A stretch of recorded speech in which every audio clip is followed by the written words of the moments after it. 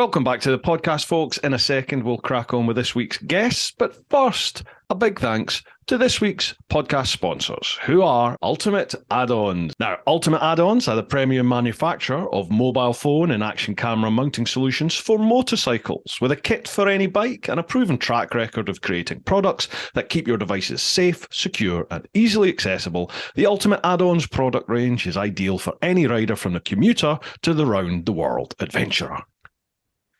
Why shell out on an expensive GPS system when you could use your smartphone, keeping it charged and within reach to take photos of your travels at the same time? Ultimate Add-ons waterproof, shockproof and dustproof tough cases are available for all flagship smartphone models and are designed by riders for riders. Find out why Ride Magazine gives Ultimate Add-ons their coveted Best Buy certification. Keep riding this winter with Ultimate Add-ons. It's all about the journey.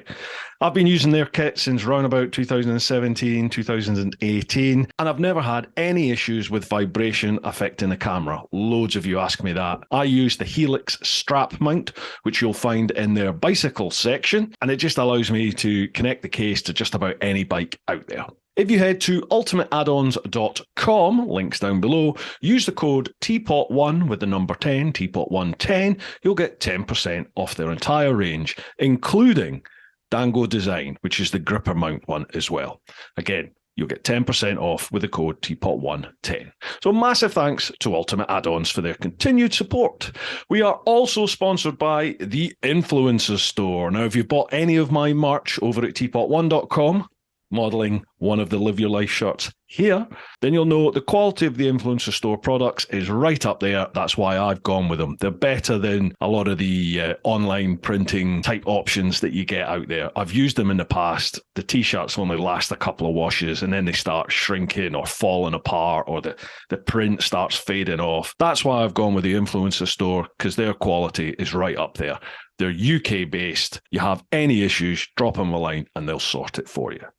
Got a little readout for them. The Influencer Store helps you build your brand, big or small, providing you with a solution and apparel. We help you to increase your fan base while supporting you with starting your own influencer clothing line with nothing more than just an idea or design, and there are no hidden costs. For more info, come check us out at theinfluencerstore.co.uk or drop us an email at online@influencerstore.co.uk for more information.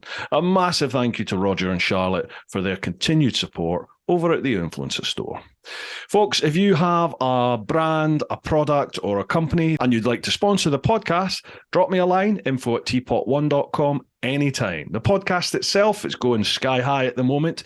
We are consistently top 5, if not top 3 motorcycle podcasts in the UK. The podcast itself gets around 10 to 15,000 downloads a month at the moment. Believe it or not, that puts Brew Time in the top 10% of all podcasts globally, not that far off the top 5%.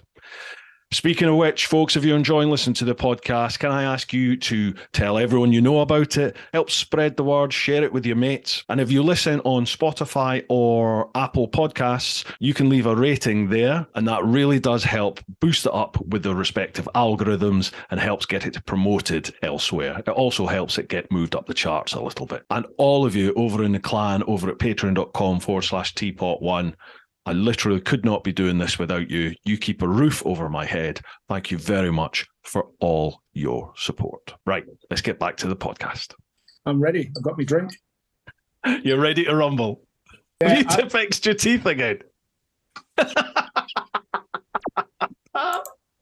Brilliant. We may as well start now. Folks, welcome back to Brew Time. We got this idiot, Andy Sparrow, better known as Captain Pugwash Rides. How you doing, son? You all right? Yeah, son, I'm good, thank you. I don't know why I said son. I don't know where that came from. How are you? You okay? I'm good, thank you. I'm actually older than you, believe it or not. Are you? Okay, let's play trumps. How old are you? 53. Oh, Jesus, you're like my dad. Oh, don't say that. You look like my dad. No, you don't. I do. Honestly. No, you do you know how old I am? Yeah, you're in the early 40s, are you? Late 30s? No, it's very kind. No, I'm 46. 46, all right, okay. Oh, but I know I look 64. You'll be 74 then, won't you? Born? 76. All right. Have I got it wrong or have you got it wrong? No, 76. Yeah, 76. Yeah, you're right. Yeah, and I'm 46. Yeah, sorry. Yeah, it was my mistake. Yeah. Yeah, so thank you very much. Right. Thanks for the invite. Mate, pleasure. Slange, let's get into it. Slange. Yeah, I've not drunk. I don't drink, by the way. I couldn't remember if you did or if you didn't. And I think it's because like you are so off the wall when you're out and about that I always just assumed you were steamboats, but you're not, No. are you? You're stone cold sober. Yeah, it's just sheer stupidity. It's stone cold sober, and it's my escaping the fact of the bikes. But the drinking lark, I just don't like beer. I can't stand it. Right. I don't like the taste. My dad tried to get me into it when I was younger, having the old what they call shandy, get the shandy top. And I used to find that getting to the bottom of the glass, it's like it's getting stronger, and I couldn't work it out. So and beer, just can't stand it. And then I got me drinks spiked when I was about 18 in a nightclub in Southport, and they kicked the door in at I think it was 2:15 in the morning because I was stuck in the toilet, and I had Pernod and Black then. Pernod and Black, I remember that. Pernod and Black, and so I had puke all down me. It was all purple. My arm was purple, the pants were purple. Came out, I stunk. It was horrible, and it wasn't the fact of like that was a bad experience. It's just that I just don't like it. You know what I mean? Yeah. I think the last time I had a drink was maybe 2 years ago, something like that. No, actually, it was about a year and a half ago, and that ended up bad because I had black sambucas in between my vodka drinks. Jesus. And I rushed to the toilet because I'd eaten too much as well. And I didn't go into the toilet, went into the sink, the big sink. And all I kept on saying, I'm sorry. And I was twirling my finger around, trying to get over. Oh, remember that. Gubbing. Yeah. Anyway, it was just, it's just not me. But yeah, happy days. I like something sweet. So this is, I'm on a VK, what do you call them? Like fruit drinks, but vodka drinks. Alcopop type things. That's it, alcohol pops, yeah. I used to drink in the early mid-90s when I was at uni. Hooch came on the scene. Do you remember Hooch? Yeah. Oh man, just sugar, wasn't it? It was like luminous yellow. God, we used to drink bottles of that. God knows what it did to our insides, but yeah, loved it. Yeah, loved it. In Australia we used to have what do you call it? Vodka cruisers. Wow, never heard of that. Oh, honestly, they went down the treat. You used to get 24 bottles of vodka cruisers. When you're on your ninth one, you're just off your face.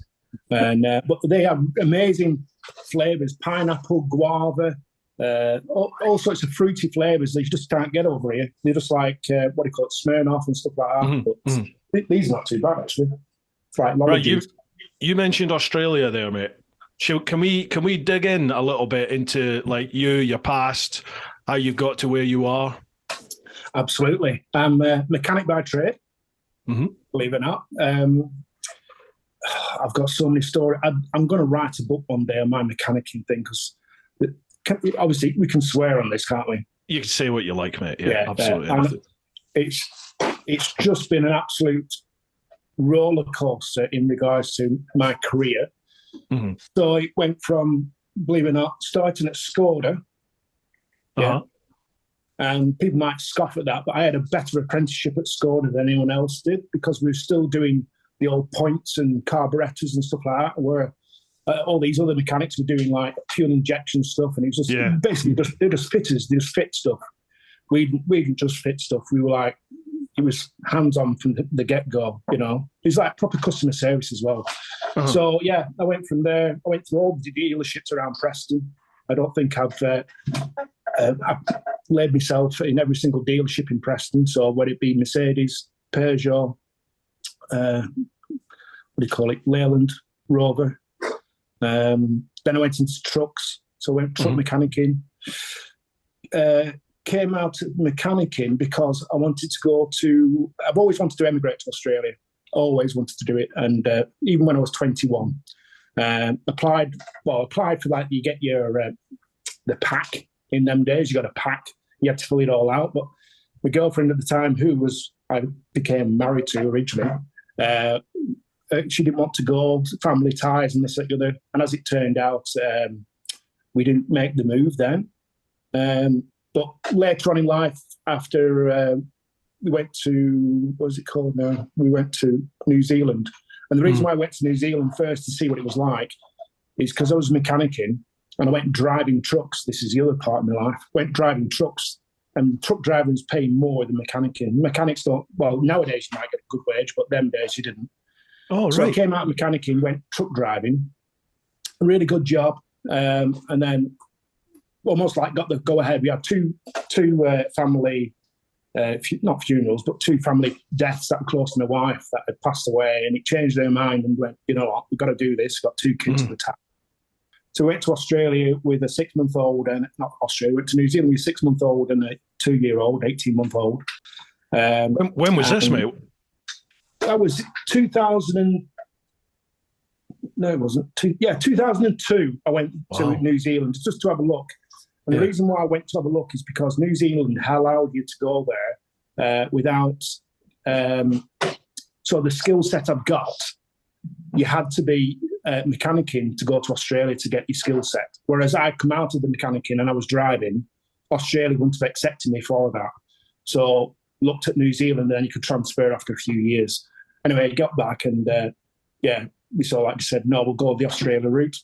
So I went back into mechanicking. That's when I started working at BMW. So it's cars, not bikes. So I started working at BMW cars, and then after I qualified to get all my points back, this is another tale as well. Honestly, I'll tell you now, it's going to be a roller coaster of emotions tonight, mate. I tell you, I'm going to have your audience in tears in a minute. And so I applied to go to Australia after qualifying for doing it so long back in mechanicking, and on a point system. So your skill set, whether you speak English, all that sort of stuff. So I passed all that, and I also had a sponsor who's my dad's brother, my uncle, and that sponsorship allowed you to have 10 extra points.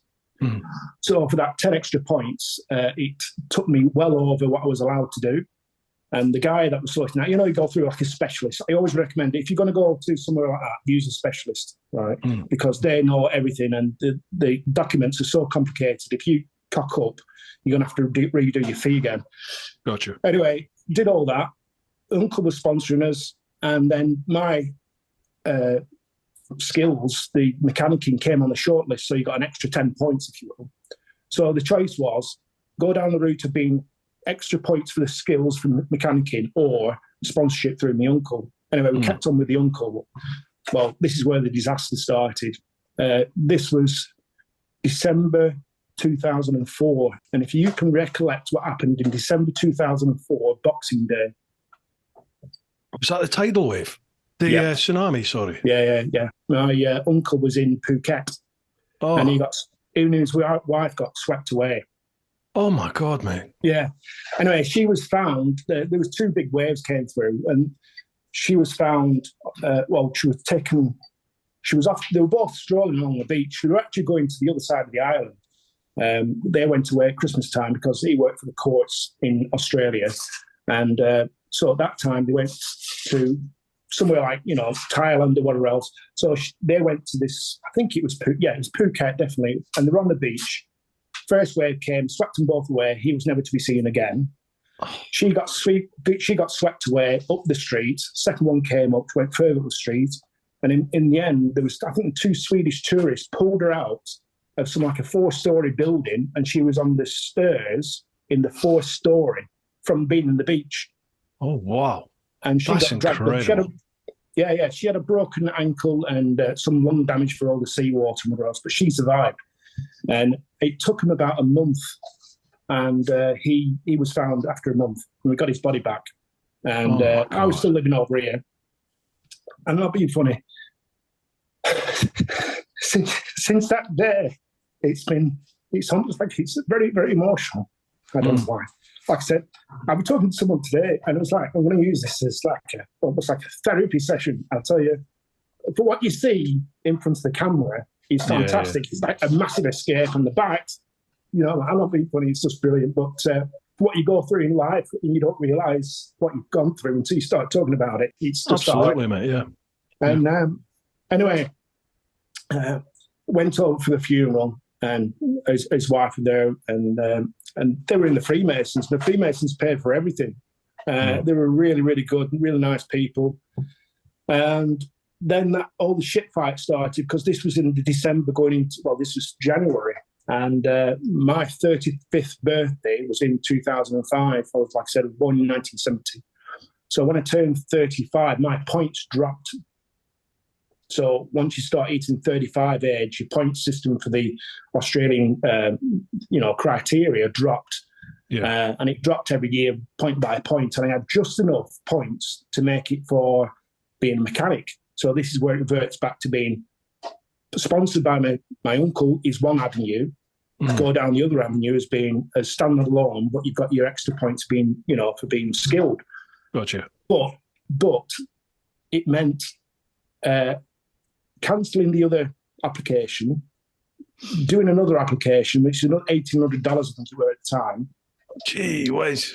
Yeah. And so therefore, then that first one's null and void. So that's that's why you have to have a specialist, because if you cock up with anything, you put your application, you pay your fee, you go, well, you've done this wrong. Okay, we'll just change it. No, it's a document. It's got to be right the first time. That's why you go through all these agents.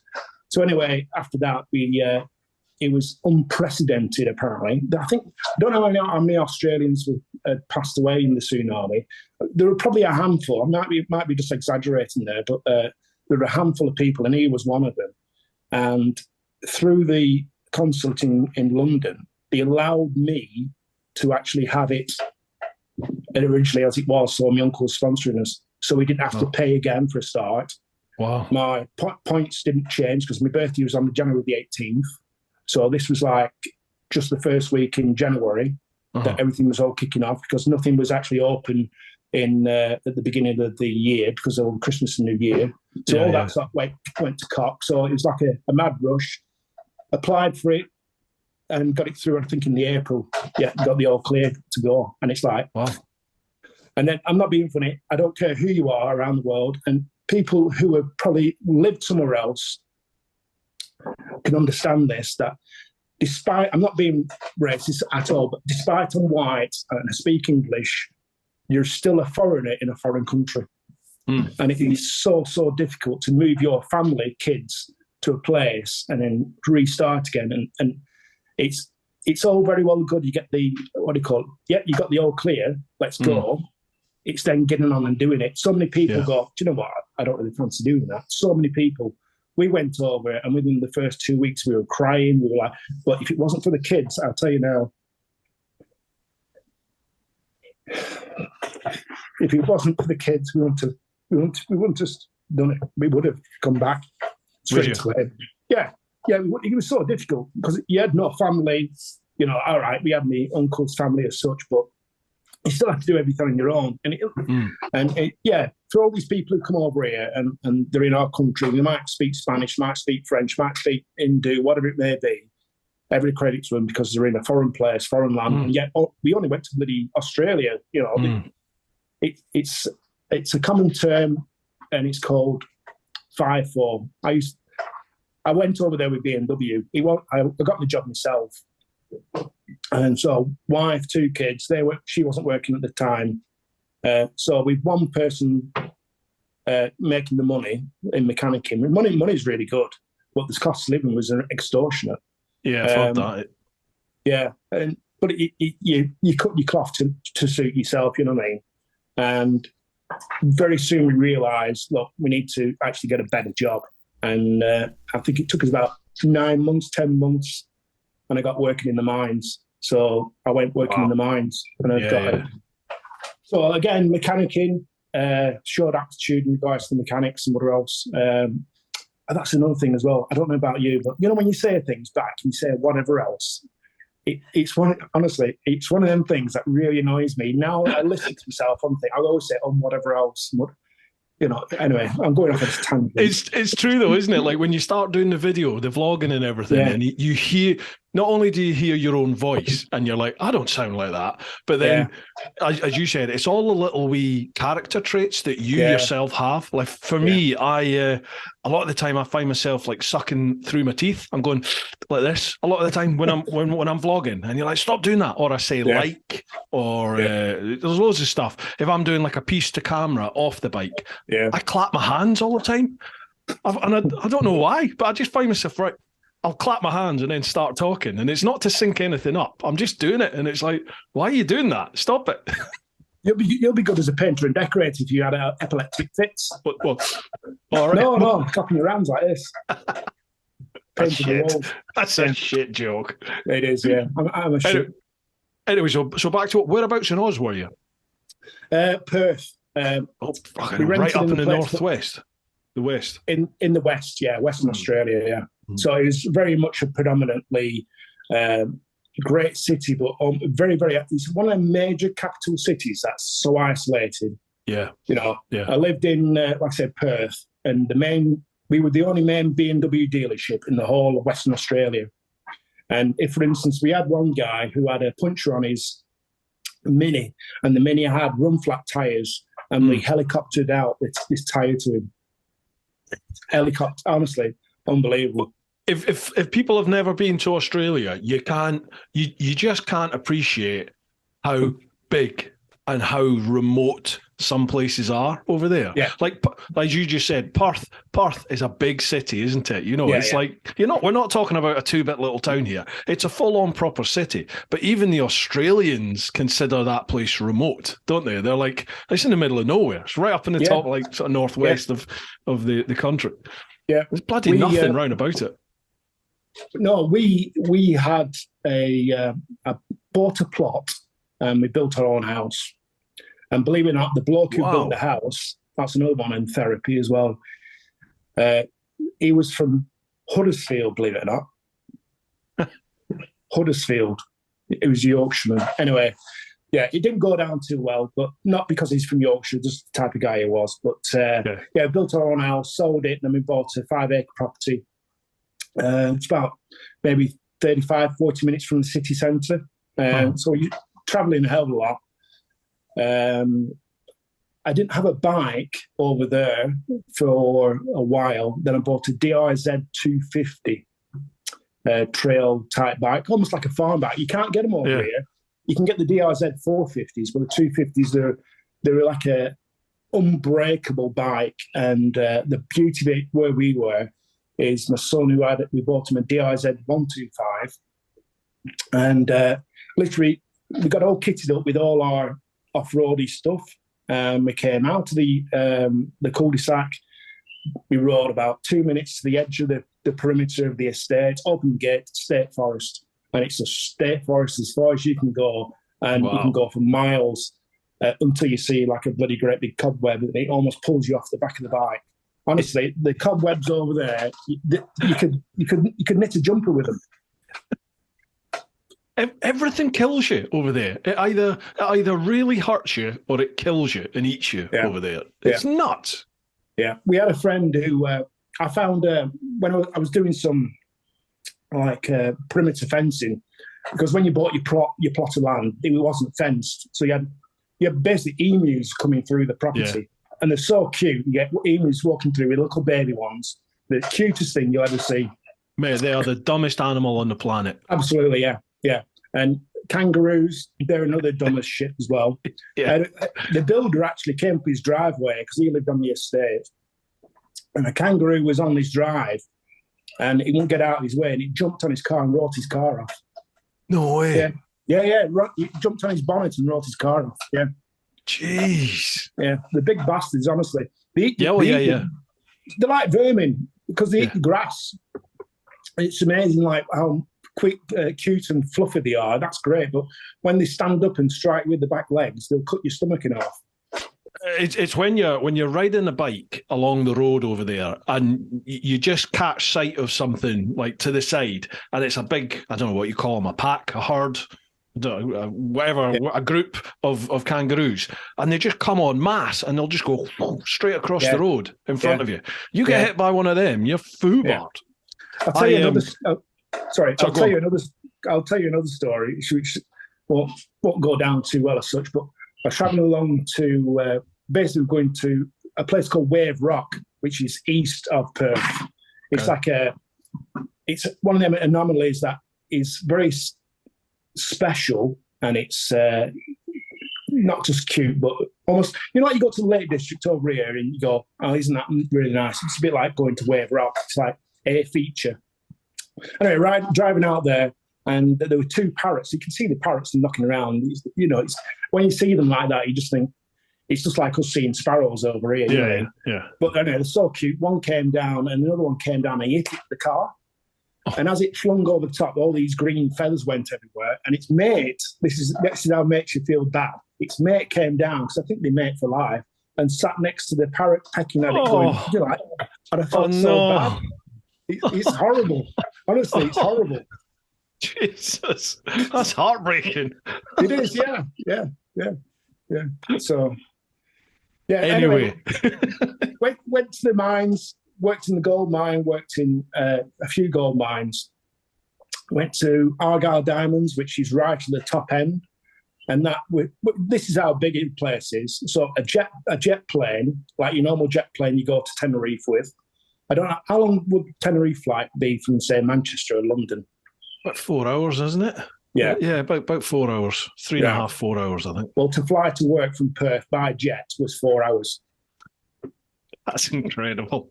Yeah, that's incredible. So flew to work, and then you flew back. You did them days. I did 2 weeks on, 2 weeks off. So and then when I came out of all that, I went in iron ore. So believe it or not, all this precious stuff like the gold and the diamonds don't pay as much, because you have to extract so much waste to get to the product. Right. You know what I mean? Whereas iron ore, it's just there. In the hills where we live, if you dropped like a magnet on the floor, this is in Perth, this. When you picked it up, there'll be rocks stuck to your magnet. It's that much full of iron. It's unbelievable. Wow. So yeah, I ended up in an iron ore mine up in the northwest in the Pilbara, which gets so hot it's unbelievable. Even all through summer now, I wear my big jacket all through summer, and everyone looks at me like if I'm fucking nuts. Your body got used to the heat over there. Yeah, you just get used to it. Yeah, you have to wear knee pads to kneel down on, on the machines, because you through the pants you get burnt. You have to wear gloves to pick your spanners up, because you just burn your hands from the sun that's been on the spanners. It's it's unbelievable. I remember going through. Oh Christ, what's the name of the town? It's a mining town. Kalgoorlie. I went through there. Who? Kalgoorlie. No, I think it began with an M. So if you come from Darwin, come straight down, and then you turn and you head east across the top, and it was Mount Magnet. Mount Magnet. That sounds too big. I'm sure it began with an M, but it wasn't a big name. I went through the who? Menzies? No. Can't remember what it was. I went through there Christmas Day, and I remember as you headed east out of the town, there was a wee sort of a statue at the lay-by at the side of the road, and it had a thermometer in it, and it said, like, this spot marks the hottest ever recorded temperature or something like that. And I've Googled it since, and I think it says the hottest temperature in Australia was like 48 or 49. But I'm sure this said 53 or 54, something like that. And it said today's temperature is, and it was one below. I'm sure if it was 54, then it was 53. It was 1 degree less. And it was so hot riding along. You couldn't ride with if you shut your visor, it was so hot and stuffy, you couldn't breathe. Yeah. But then if you opened your visor, it's like your eyeballs were cooking. It's like a herb right. I call it a herb right. Someone's like as if it's someone's opened the oven and they get a blast. In fact, there was one point, the first time I went to Australia, we did like a big tour around Australia. So it was like Perth, Alice Springs, Ayers Rock, Cairns, Sydney, and then back out to Bali and come back home. That was like a whirlwind, around the place. And we came off at Alice Springs, got off the aircraft. When you have to walk on the apron back to the actual building. Yeah. I thought, Christ, them jets in the back of that jet is really, really hot. And when you got inside, you went, actually, that's just the outdoor temperature. Yeah. Unbelievable. We had it at 38 degrees on night shift. So no sun at 38 degrees. It just sweltered. Yeah. And you're grafting as well in that as well. Yeah, in Argyll, because it's, again, you get like different climates, because way up north you get very tropical. And they warned us when I first started working at Argyll Mines, they said, you might get this rash between the top of your legs. Yeah, you're talking shit, you know what I mean? Anyway, they call this, the cream they call it, it's called 3B cream. I think it's breast, bum and bollocks. Right. On it. You know, like the Australians have this simple, like, but I love it, the way they go, it's like they have another one called a spray. It's over here, it's called, what's it called? Easy Start. You spray it on diesel engines. You spray it in the intake on the diesel engine. It's difficult to start in winter. You spray this stuff intake, and it gives a much better octane, and it fires up. In Australia, they call it Start You Bastard. I'm not kidding you. I am not kidding you. It's on the shelf. It's called Start You Bastard. Yeah. I just love it. It's just absolutely, what you see is what you get. Yeah. Say what you see. Yeah. So how long were you in Oz for then? Just shy of 10 years.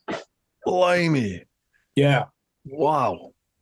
Yeah. Now I'm assuming like family life broke down or something, and that's why you don't need to go into it if you don't want, mate. Please don't feel like you have to. No. Like I said to you, I'm not being funny. It's absolute therapy. I might cry about it, don't get me wrong. Mate, don't worry about it. Do you know what? I don't really give a shit whether I cry or not. I've not seen my kids since 2014. Oh, Jesus, dude.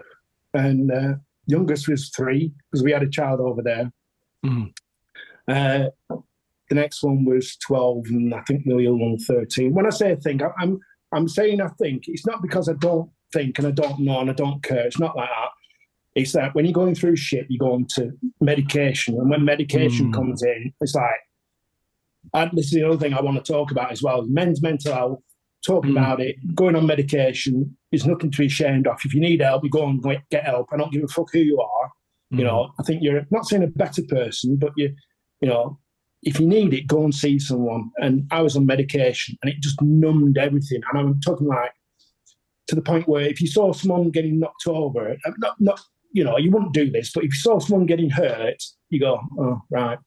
You know, and if someone said something harsh, it doesn't just numb the fact of like cutting your emotions, it cuts everything. In other words, the drugs that you're taking, it eliminates every single thing that you're actually feeling, and it doesn't discriminate between a good thing you should feel and a bad thing you don't want to feel. Do you know what I mean?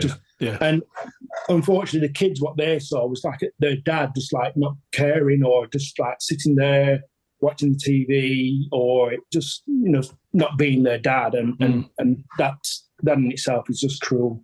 But it's actually only been, believe it or not, probably a year. A year ago, I finally finished coming off them. And wow, really? Yeah. I came back with like a massive big bag of drugs, and we're talking like lithium, Seroquel, and other bits of stuff. I had a massive big bag of stuff, and I think the first year I came back, believe it or not, I came back in the December of 2014, and then I went skiing. Fucking skiing. You go from like 38 degrees, 40 degrees, and you go skiing. And because I wanted these particular pills to last, I wasn't taking them as much as I should, because I knew that I couldn't see the doctor and get booked in and this and the other. And anyway, eventually I came like cold turkey, and it was horrible. So I went back on them and saw the doctor. And so it's just been on a steady field where things are becoming, you know, emotionally it's fine, it's all okay. But this is what we've not talked, have we, about what? No, I never knew anything about this. And I just want to get that out to people out there when they're watching this. It's nothing pre-planned or anything else like this, but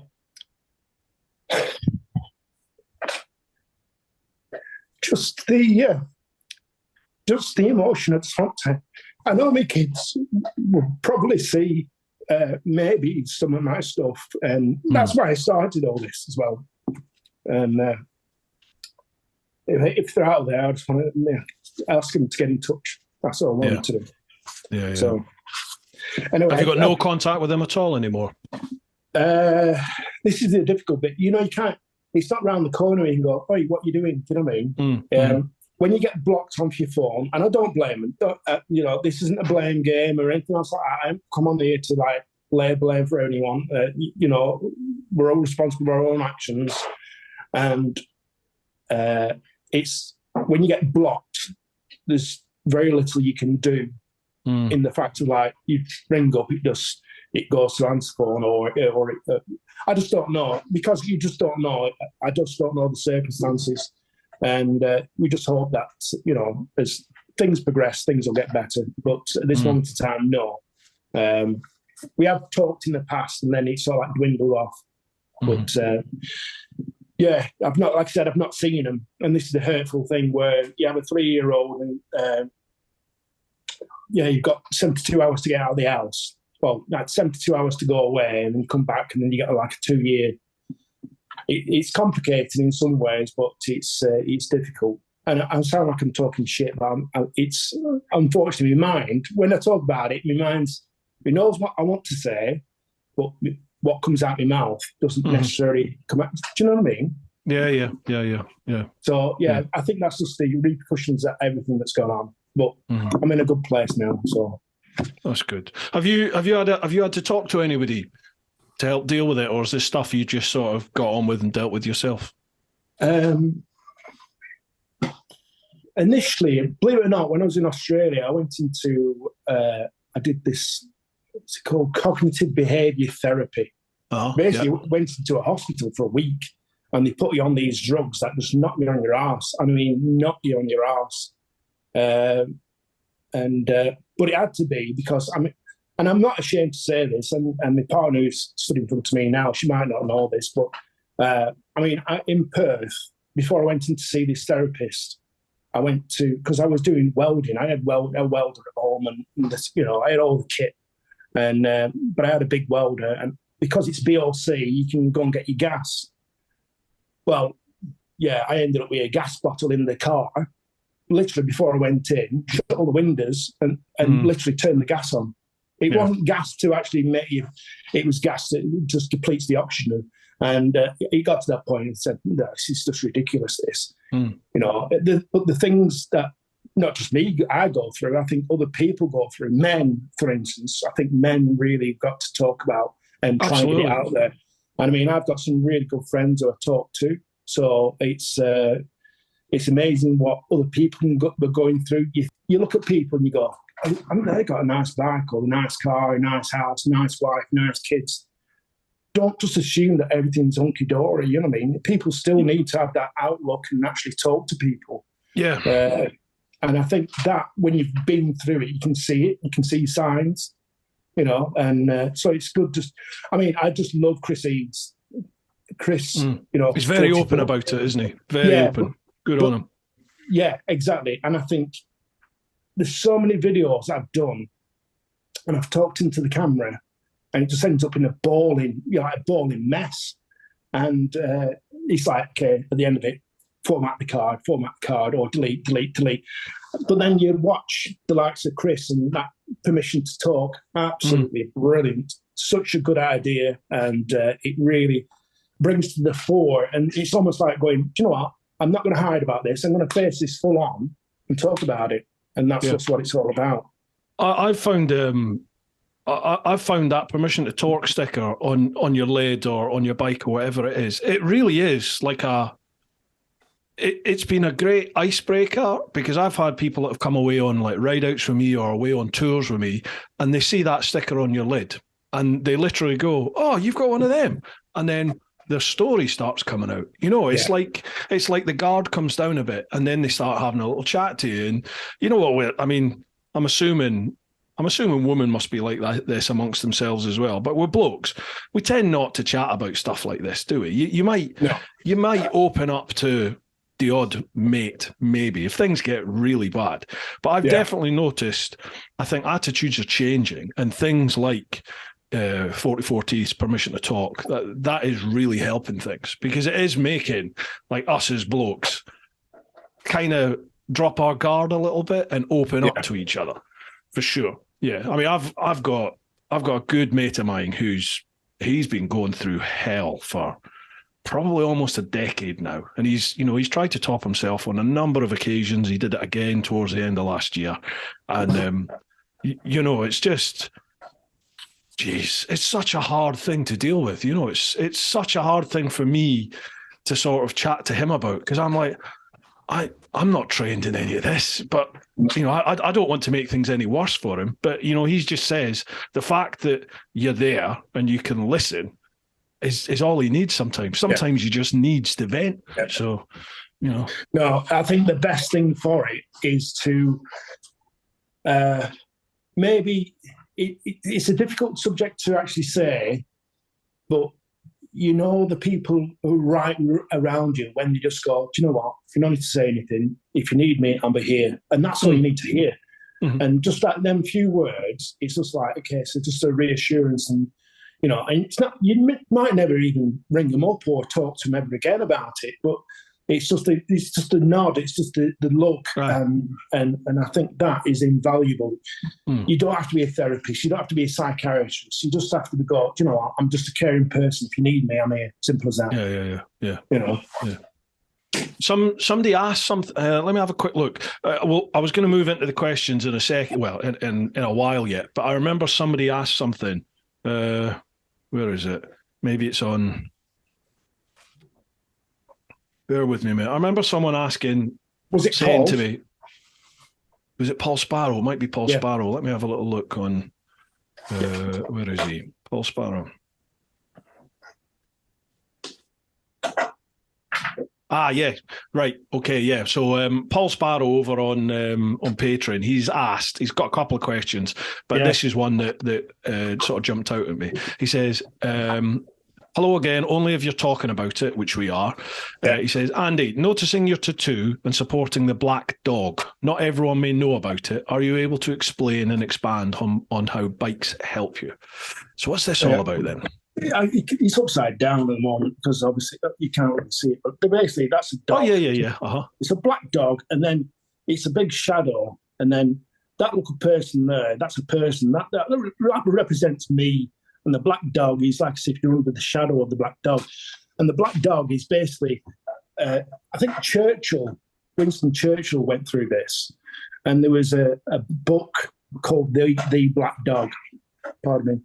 And basically it's what you call like a shadow going around with you. Because sometimes you feel not saying the doldrums, but you always feel like as if you're in a dark place. When you're feeling like as if, you're escaping, not even escaping. You feel like the world's that big and everything's overwhelming. And the problem is with me, might be as other people as well, but certainly with me, I'll dash around from one project to another. Mm. I mean, I was diagnosed with bipolar in Australia, and I watched a program with my wife over there. It was what's his name now? Stephen Fry, because he suffered from depression and bipolar. And I watched this program, and it almost clicked. I went, that's what I've got. That's exactly what I've got. Exactly what he was saying was the feelings I had. And for years, you didn't really understand what was going on. You just think like you've made a shit decision. You're crap. You do this, you're crap. And then all of a sudden you go like from being in the bottom of things and like to be absolutely on a high.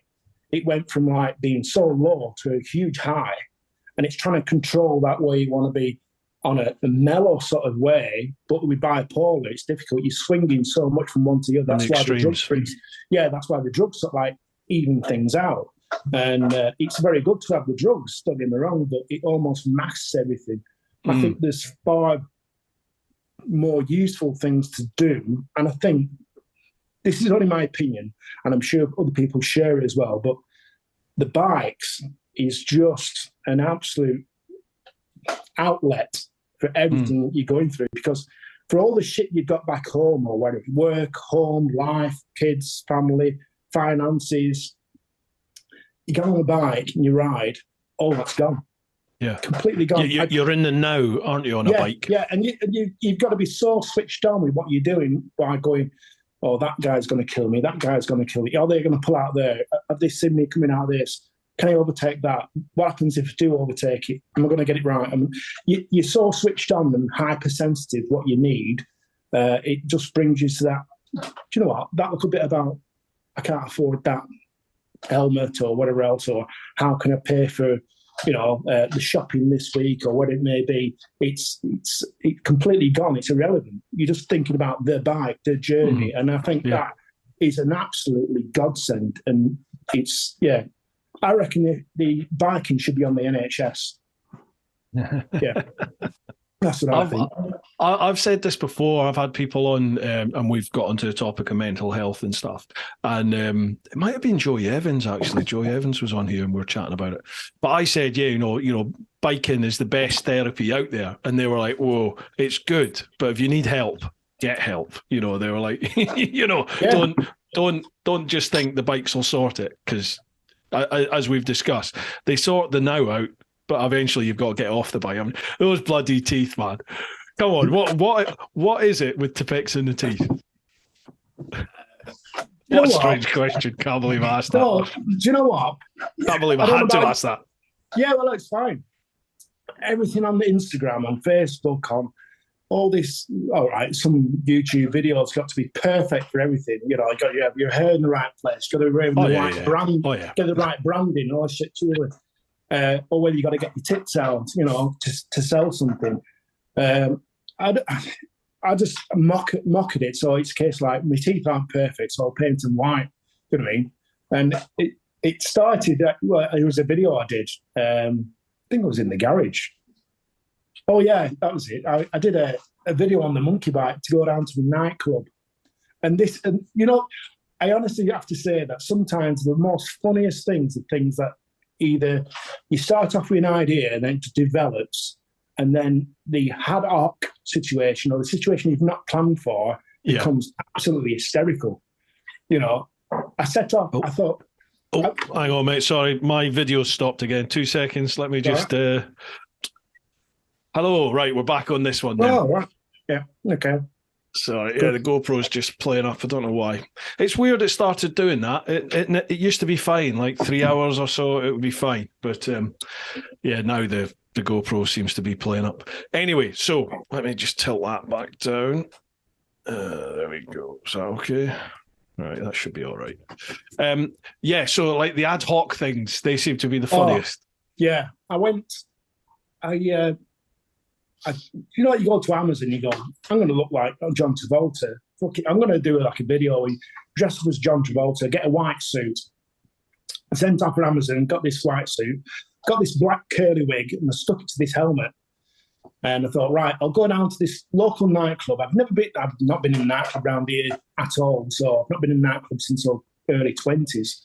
And there was, I won't say a disused one, but one that was still being locked up over COVID. So I took the bike down, dressed in a white suit, right, with me wig on the top, went down to this nightclub, and all I was going to do was set the camera up and pretend I was going to go in the nightclub. So I put some music to it and then, just being a dick. When I got there, because the bike's so loud, the monkey bike, I pulled up, thought there was nobody there, just got off it, and this guy jumped up out this beer garden. He was maintaining it. He says, all right. I went, all right. He said, what are you doing? I went, oh. And I'm bearing in mind, I'm in a white suit, right? I'm not like blending in at all. And I went, I'm just doing a video. All right. He said, is that the monkey bag? I said, yeah. He said, oh, we've got one of them inside. And then, you're kidding? I said, no. He said, you can come in and have a look if you want. I said, yeah, if you don't mind. He said, what were you going to do? And he said, well, I was just going to pretend to go into your nightclub and just set the camera up and walk towards it and then walk back with some stupid music like Saturday Night Fever. He said, no, come on in. I'll put some music on for it. I'll put the lights on and everything. It's like, you're kidding me. I've just come up like with this stupid suit, like I'm looking like a right dick. And the guy invites me in and he puts all the lights on it because it's during the day. It was all dark. He put all the lights on inside, put some music on, but I put my own music on over the top. It was just hilarious. I was thinking, fantastic. And then when I finished, I came back home and I got changed into what I'd call like a Olivia Newton-John outfit. So I got some skin-tight black PVC pants from Amazon, and I got a black T-shirt, and I put a blonde wig over me thing. So I changed it from a dark wig to a blonde wig. But then I got a dildo as well, and I shoved it down my pants. What's a dildo? I don't. Well, I've been told. Dad, what's a dildo? Yeah, yeah. It's ask Mr. Flyer. Anyway, that's a butt plug. It is, yeah. Anyway, so I went down to the nightclub, but unfortunately they weren't there. They'd gone. So I'm stood outside this nightclub in this tight black pants with this dildo stuck down. Honestly, I was really proud of it. I thought it was fantastic. It was a lot bigger than mine. And as this van came past, he pumped his horn. He must have thought it were a female. And I turned around with his great big stonking hard on. Honestly, it was so funny. Yeah. Oh, man. If you remember this. Yes, I do remember that. That's Wild Bad, isn't it? It went to the Wild Bad, yeah. I took the suit there and the thing, and I got dressed, even Tipex my teeth and everything. I remember. And if you remember this, well. What, the picture? Yeah, it's you. Oh yeah. I remember the picture. Yeah. So when you were riding about on a monkey bike with the black dildo stuck on the front, weren't you? I know. Yeah. That's it's certainly a conversation starter. Certainly is. So what started the whole YouTube thing for you then? Believe it or not, when I came back from Australia, like I said, I had the DRZ. I road tested over in Australia the 650 BMW because I worked at the BMW dealership. They were also a motorrad as well. Mm-hmm. I didn't work on the bikes. They had two German guys in the workshop working on them. And so this was probably 2007, 2008, so they're quite early on. Mm-hmm. And obviously, Ewan McGregor and the Charlie Bowman 2004, that all kicked off then around the world trip. So that was really popular. So I fancied like some sort of big presence of a bike, but I'm going to be swapping backwards and forwards and what's going on. But I would never have a big bike in Australia because to ride the bikes on the road is not saying it's dangerous as such, but put it in perspective. If you're in a car and you're going down the road, you come to like a junction on your left-hand side, a car will pull out in front of you at such short notice, and you're in a car. Mm. If you're on a motorbike, it's so difficult to be seen. And if you do that, you're not saying you're going to get killed, but you'll end up in an accident. So I never felt safe on the road for the other car users. You had and plus the fact you had a lot of bikie gangs as well over there. But I'm not tarring everyone with the same brush, don't get me wrong, but it was more off-road sort of stuff that I did over there. It's like going out bush. And I was into four-wheel driving and whatever else again. Fucking thing, I can hate that. Anyway, so YouTube came back here in 2018. Well, 17, I was looking around for a bike and I fancied one of these BMWs. And just watch YouTube. Just as you do, you just pick up everything that's there to educate you. And that's where I found Mrs. Flyer, Likes Yourself. And I came across a nutter, an absolute nutter. I was thinking, and you'll know who he is when I speak about him, but you think, this guy can't be real. And then next thing, because I got this Australian link as well, so quite a few videos was Australian in my, like your analytics and stuff. This guy kept on coming up, and I thought, this guy's absolutely hilarious. And believe it or not, he's a subscriber now, $1 million Bogan. Oh, yeah. Oh, he is so funny. So Chris, 44 Tito, Baron Von Grumble at the time, massive fan, loved him. And I just loved his mannerisms, his talking, just don't give a shit, just like, say as it is, he's riding along. I thought, this is fantastic. And he was, I think I remember seeing you at the London show because I was picking your brains at the time. This was probably 2019, just before COVID hit. Yeah. And because I remember that show. Yeah, I got a drift camera. I got and again, I'm one of these people that wants to plan things so much. I'll buy something, and then I wait for the other bit to come along with it, and then when I've got everything, then I'll do it. Do you know what I mean? Rather than going with it and going, right, I'll just have one drift camera. No, I need 2 drift cameras because that's the camera to have. You know what I mean? TeapotOne's got them. Baron von Grumble's got them. 44 Teeth has got them. And then you bastards, all went over to fucking GoPro. Well, it's because drift were dog shit. They were brilliant when they were the Ghost S. Back in the day when 1080 was the thing to have. But then when things progressed to 4K, like they brought out this 4K camera that was utter crud. It was terrible. I tried to work with it, but it was just shit. So I went back to GoPro and still there now. The only good thing with Ghost is the battery life. The battery life was absolutely brilliant. But what's the point of the picture shit? Yeah, I was going to say, I've got one video that I did stuck to the side of my helmet, and I went to the Lake District, and I was doing Hard Knot Pass and Rhinos Pass, but I didn't video that bit. I went down this road, it said unsuitable for any vehicle at all. Thought that's the one for me. That's the one for me. I'll go down there. What can possibly go wrong? The only problem is when you got a big 1200 GSA and it's winter and the river's high. Which one? The GSA? Yeah, I bought a brand new... The fat GS, a fat GS. Yeah, the fat GS to carry a fat person, to Starbucks. I got the brand new GSA with the TFT screen. I had to pay extra for that fucking screen as well. The really? Bastards. Yeah, it was next to £600. Yeah, exactly. Yeah. Anyway, went down this lane that was unsuitable, and it was a steep lane coming down. And I thought, what the hell's around the corner? I had no idea. Just keep going. And it got to the point of no return because you can't reverse and back. And I thought, I have to go forward. And it's a river right in front of us. Oh. And it's not just a river, it's rocky. And I mean rocky. And I thought, what the hell am I going to do? I thought, well, I'm going to have to tackle it. So I went through it, and it's like, shit me not, I'm not being funny. My arsehole was like clenching. It was like a sucker on the old seat. Unbelievable. Anyway, it didn't come off, which is great. But that's one of the poor things, really, because if you did come off, then it would stop you doing it again. So yeah.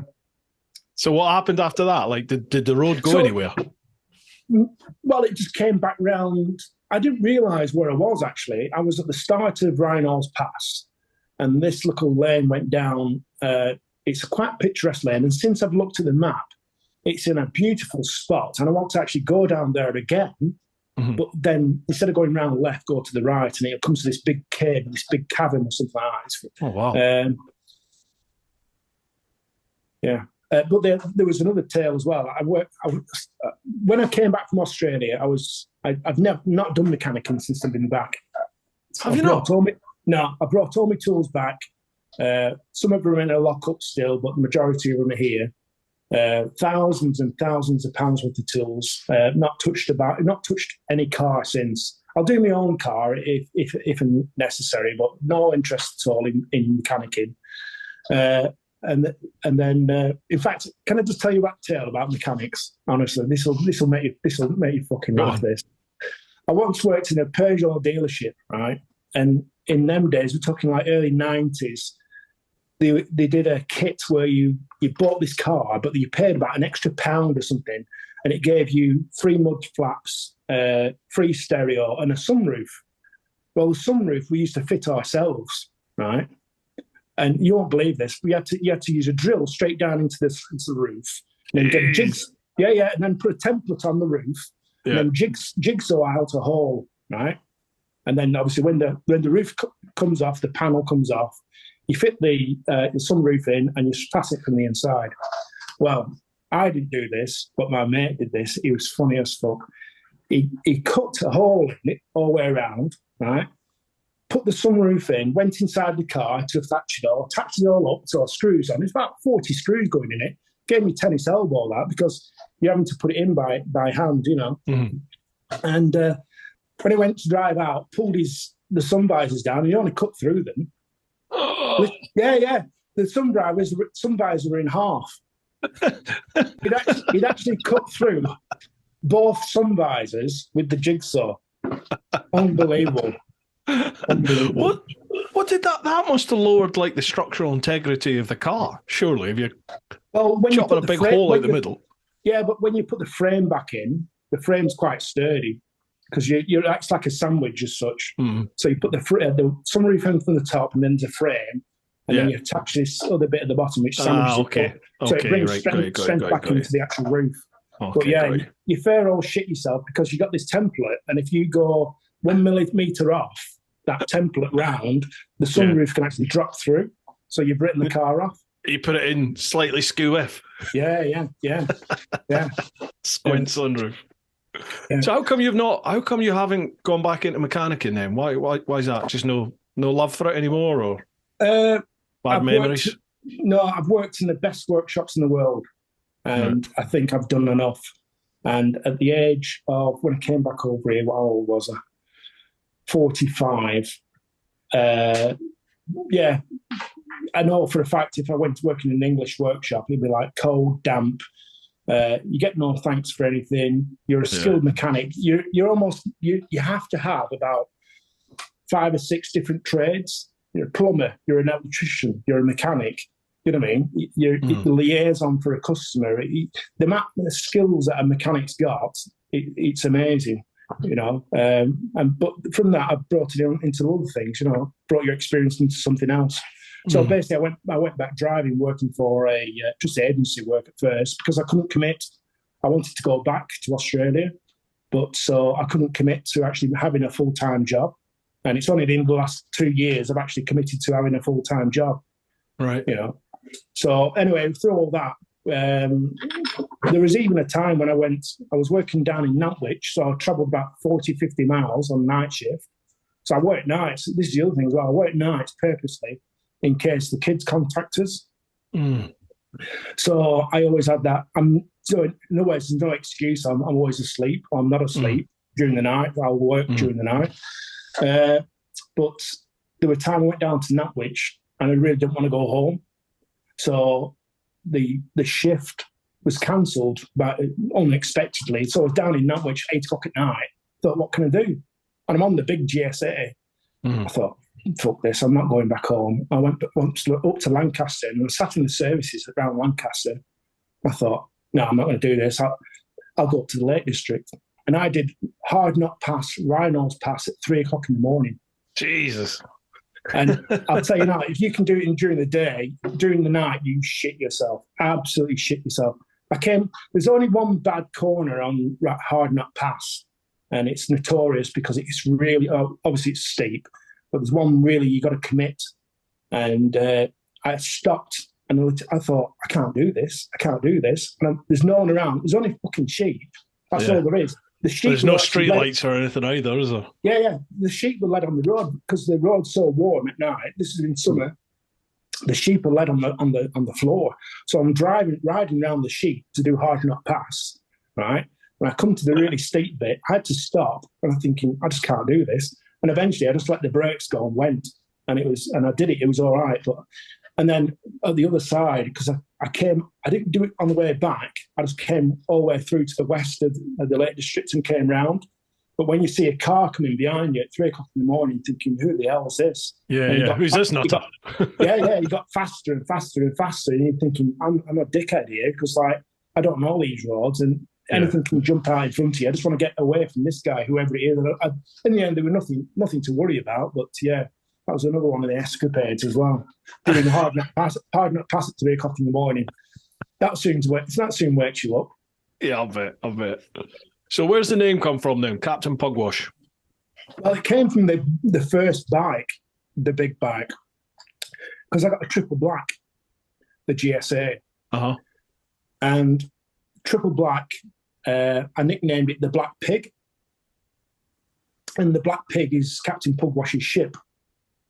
Oh, okay. Hence why Captain Pugwash. And everyone seemed to put rides on the end of it, like lamb chops or ruby or something like that. I thought, right, well, Captain Pugwash rides. So that's where it came from. It's sort of like stuck. I did have the theme tune on a couple of videos, but I couldn't be arsed editing it after that.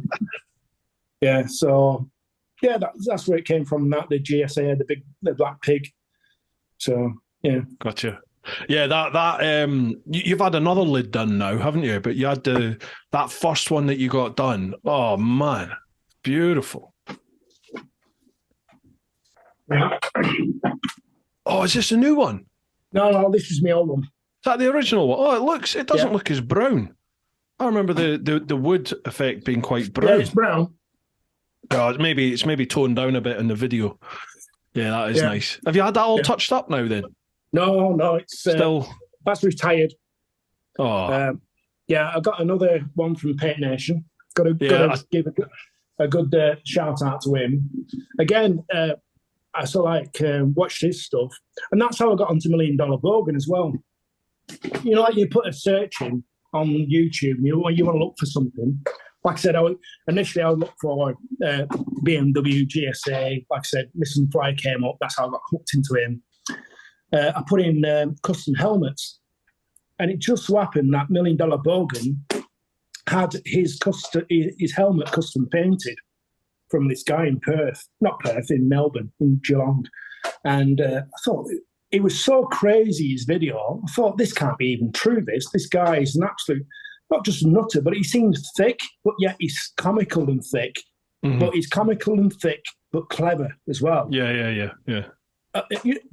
It got to the point where, and I just started watching, and he kept on popping up, and I'm watching him, and that's from the custom helmet. And yeah, the second one is this one here. Nice. So yeah, that's brilliant as well, isn't it? Is that a more sort of silvery grey colour? Yeah, he's done the silver, but then where is it now? I don't know if you can see, but there's pot rivets. The rivets. Oh yeah, they're all custom. They're all airbrushed, and it's got the skull and crossbones on top. But then he does some amazing work, doesn't he? Can you see what this is? Yeah. Just see, you know, it's a big cock and balls. Yeah. Big cock and balls. Yeah. It's brilliant, isn't it? Very subtle. Nicely done. He says, "Have you seen your scroll?" I went, "Yeah, it's fantastic." Yeah. He said, "Can you not see anything else?" I went, "Well, it says Captain Pugwash Rides." Yeah, it looks brilliant. I said, "I like the YouTube feature." He said, "Looks great." He said, "No." He said, "That's its bell end. That's its bell end there. The bell end here, and then the balls at the end." I thought absolutely brilliant. Hilarious. Show it to the camera. Come on, show it to the camera. There you go. That is really well done. Really well done. Subtle, but it's and like I say, Pet Nation at the back. He does some cracking work. It's a shame he doesn't. I don't know. Does he do it anymore? Is he still doing punter ones? I spoke to him a few weeks ago, and basically, he's full time on at the moment with My Moto in Manchester. He's doing the media sort of stuff. Yeah, he does loads of stuff with Richie, doesn't he? Yeah. And so he's got into that, and I think he's dumbing down certainly the punter stuff, and I think he's still got a few riders. He does Lee Johnson's. Mm-hmm. I think he does Paul Jordan's helmet now, but there's very few and far between, which is good, really, because it makes it more exclusive. I'm just going to Absolutely. I've run out of cut rings. No, I've still got one here. Yeah. Whose is that now then? That's Lamb Chop's Rides, that one. Lamb Chop Rides. Right. Yeah. Cool. You got a big massive pretzel for mine, yeah? Yeah, obviously. Oh no, I've got a good one for you to send out. Go on. Oh, Jesus Christ. That's an old clan sticker. Brilliant. Love it. Hang on. First time you're going to have a blowjob on the thing. Maybe on the podcast, yeah. Oh, this is going to be great entertainment on a podcast, isn't it? Listening to you blow up a massive bell end. Talk amongst yourselves, folks. I've run out of puff. We get the gist. Don't worry. I need a blue tablet. Right, shall we crack on with questions? Yeah, crack on, yeah. Let's do that. Have you got time? Got loads of time, mate. Excrement. Right. As usual, folks, we'll head across to the clan over on Patreon, patreon.com/TeapotOne. Mr. Giggles, not the Andy Sparrow. How is Hoover? Did Susie ever get dressed? Who is Jack Shit?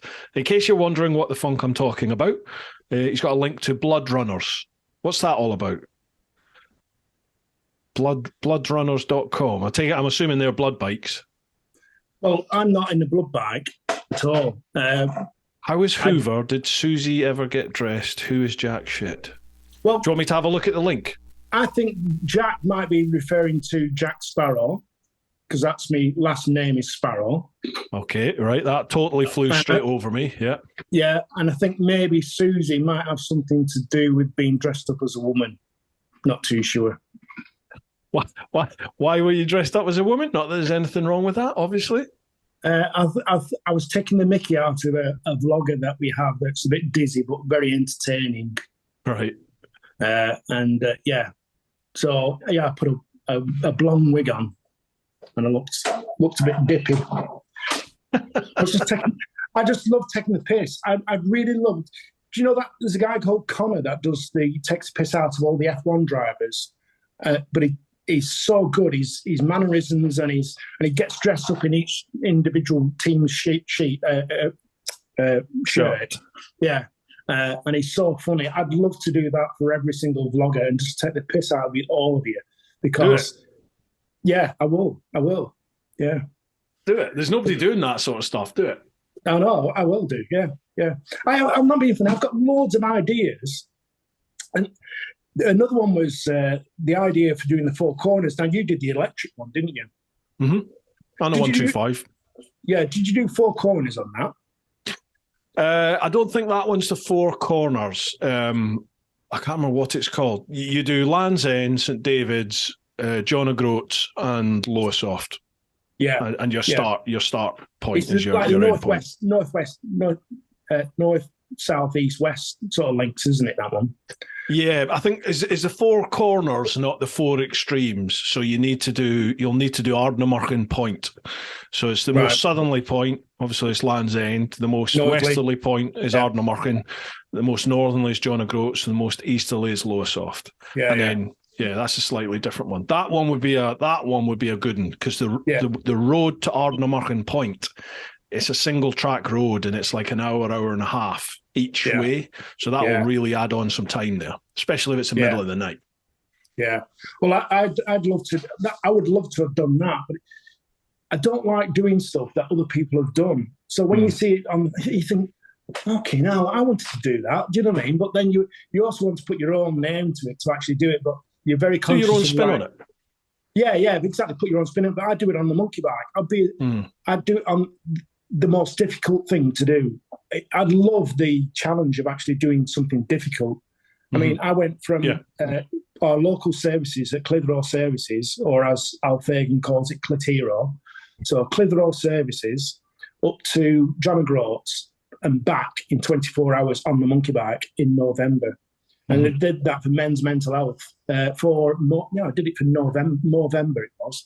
So I raised some money for that. And that was 1,084 miles on the monkey bike on my own. Good, man. In 24 hours?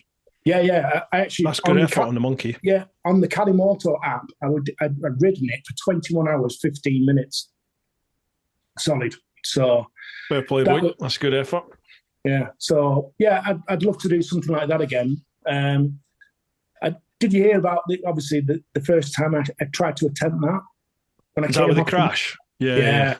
What happened and all that then?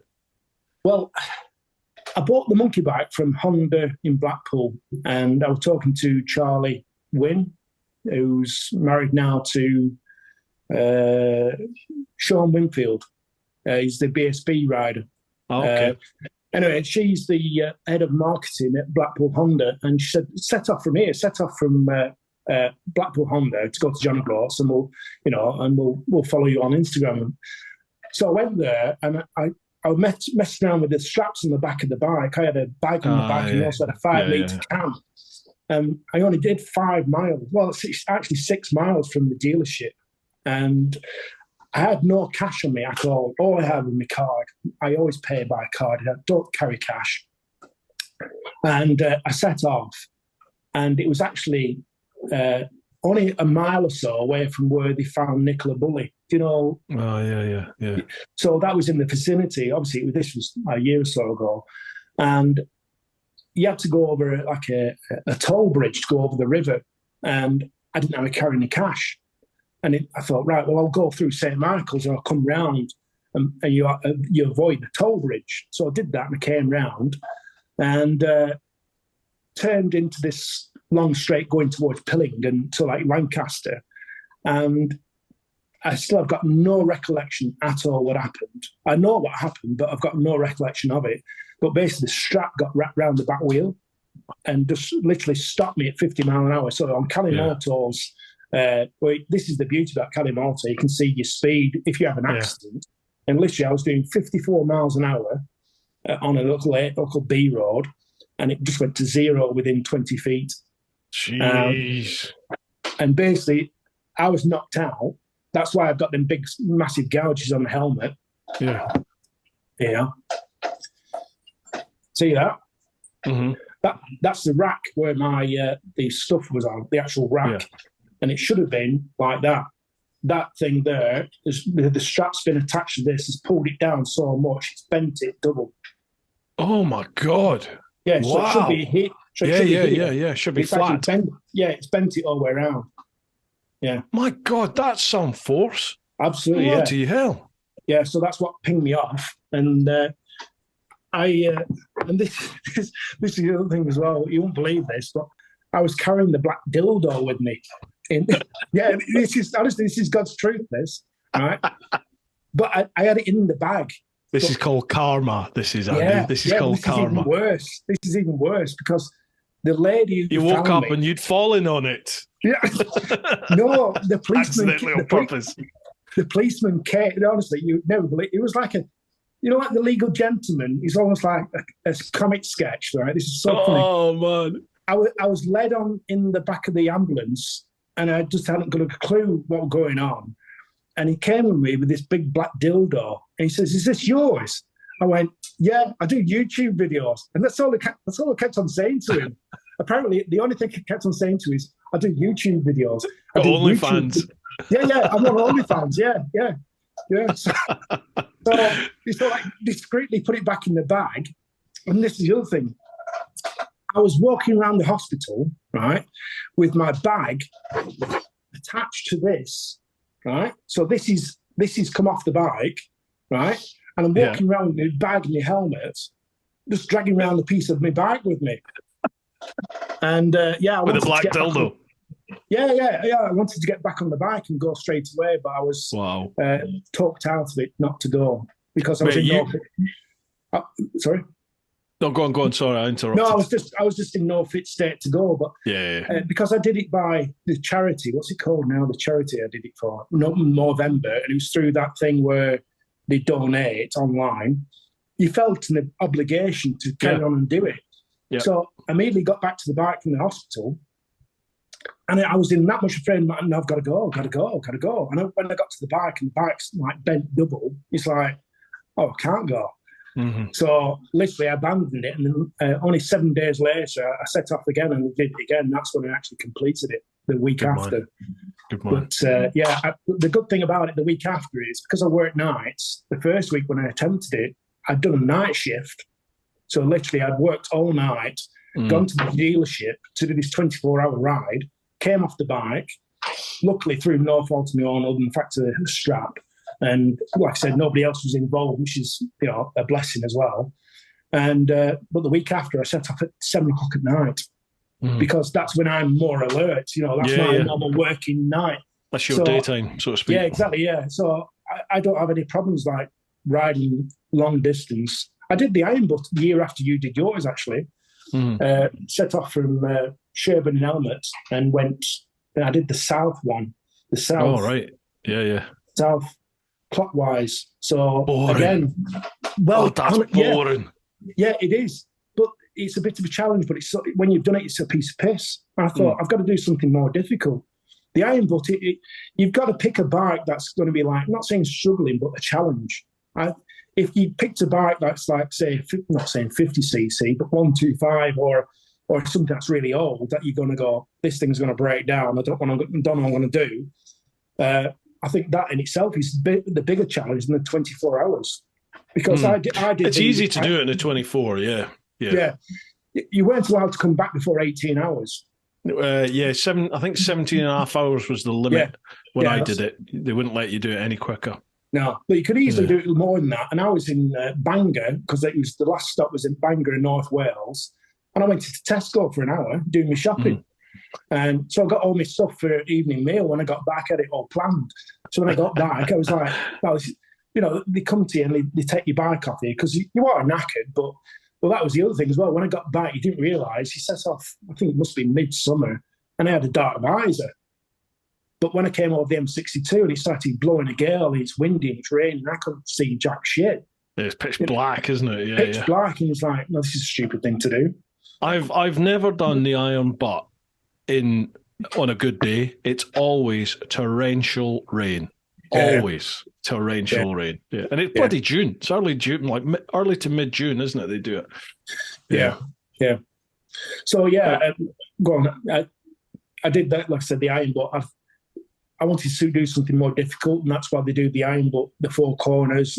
But I'd actually pick a machine that's going to be a challenge rather than like just being a piece of piss, because the big GSA is not being funny. It's quite easy. Of course, just munch. It's what it's meant for, isn't it? It's meant to munch the miles, travel continents, isn't it? Cross I've only continents. just got rid of my GSA now. I've actually just sold it. Yeah, no, I'm gutted. I love that GSA. I got one from Barnstormer down in Alton. Again, it's like the power of the internet and YouTube. I would never have gone down to Barnstormer if it wasn't for 44 Teeth or even yourself or Lamb Chops in the route. You know. But I travelled all that way because they did a really good deal. They were very good customer service. Yeah. And I bought the bike from there. In fact, I bought 3 bikes from there. So yeah. Fucking hell. Drop your drink then. All right. Yeah, I'll happily put the miles in and spend my money for good customer service. Do you know what I mean? I have a dealership relatively close to me, but it just feels like it's gone downhill. It's changed hands, and it's just not what it was. So I just don't use that now, and I'll go 2 hours out my way now to go to a dealership where I do get customer service. Yeah. So it's no difference to me. It's like you vote with your feet. I don't think there's any point in people moaning about somewhere if they continue to keep going there. Go somewhere else. No. There's plenty of better places out there. Team Orange is coming soon. Oh, which one are you going for? The 890 Adventure R. Nice. They're great bikes. They are great bikes. My partner's got the 790 Adventure, and we got that in 2020. The same day I picked up the monkey bike, actually. And I love that bike, but it's a bit small. It's a bit not as tall as what I'd like. So the R is like on a bit of a higher suspension, a bit more, I'm not saying presence, but just look a bit taller, a bit more comfortable. Ergonomics are better.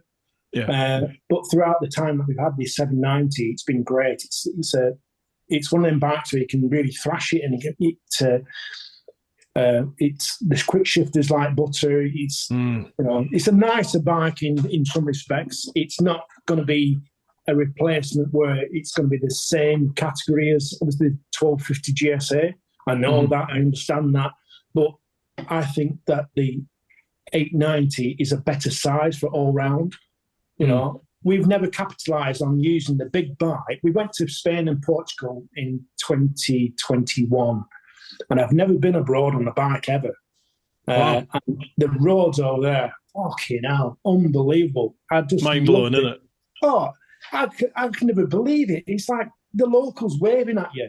You know, you've just come screaming down off the mountains, coming through a good village. And you think, oh, right. And then this old bloke, it must have been about 98, and he's waving, going, "Ah, you doing? You're all right." You're thinking, is he going mad at me? And he goes, no, he's actually encouraging you. Yeah, they love it.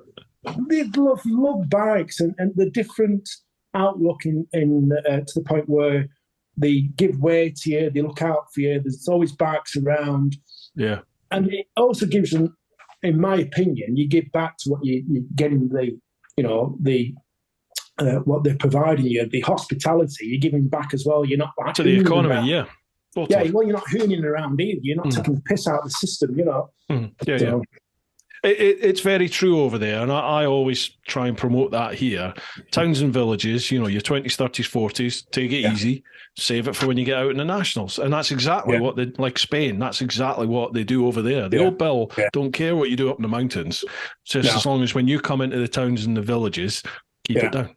Just respect everybody. I had a little bag on these, because I had no room literally I ran out of room. I had a pillion with me. She was nothing to do with me other than the fact of taking her over. In fact, she was Scottish. To the point where I actually turned the thing down every and again, honestly. Exactly. Racist. Actually, I got married in a kilt. Did you? Yeah. Why? I got married because my granddad was McClellan. Okay. Yeah, so there's a bit of Scottish in me. Well, mate, there's thanks to your lot back in the sort of 16, 17, 1800s, there's pretty much English in most Scots these days, all over the world. Well, yeah. If we can't get them out, we'll breed them out. Well, what trying to get money out of our hand, is it? No, two Scotsmen fighting over a 2p piece. Racist. But, yeah. Every time you smile, all I see is your Tipex teeth. It's like turkey teeth. Yeah, that's it. Yeah, turkey teeth. Yeah. We had this bag. It was strapped. It had my puncture repair outfit, and I strapped it to the engine bars. So it was the only way I could actually carry anything. Anything was just full, and I had that. On the connected app with the BMW connected app, it records everything. I can't connect to it. All right. It won't connect to for some reason. All right. Well, on my BMW app, connected app, I had it at 48 degrees with 2 up. Good effort. In Spain. Well, he's in Portugal mainly. Yeah. We drifted through Spain to get to Portugal, did a lot around Porto and that, and came back out. But 48 degrees I had that banked over, to the point where I went out on one day, I was on my own, so I had no luggage. Well, I had my panniers, and I had a 2-wheel drift going around this corner, and I went, I've reached the point of no return. And he went, right, okay, I'll slow down now. It literally was to the complete edge of adhesion. And I've never had that before in my life, and survived as well. Because normally it would be like you tip or you fall or you have gravel or whatever it is, But and it's one of them things. He goes, Mother Nature's saying, don't go any further. That's your one and only warning. Yeah, screw the nut now. Yeah, absolutely. Right, we better move on to the next question, otherwise it'll be like 11 o'clock, I think, by the time we crack on here. Right, next one, Smoky Gun. Hiya, Andy and Bruce. How you doing, Smoky? 2 questions, if I may. First one, great that you did the monkey bike run a while back for charity and then did it again after the accident. Any more madcap adventures in the pipeline? Well, we had a wee chat, so you want to be a bit different. What are you thinking? I just love to do the 4 corners with a monkey bike. Okay. That's what I'd like to do. What else would it be?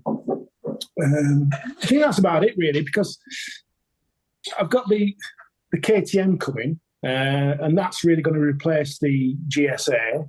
Mm-hmm. We've got the RR, the BMW 1000 RR. That's in the garage covered over like a baby. Just waiting.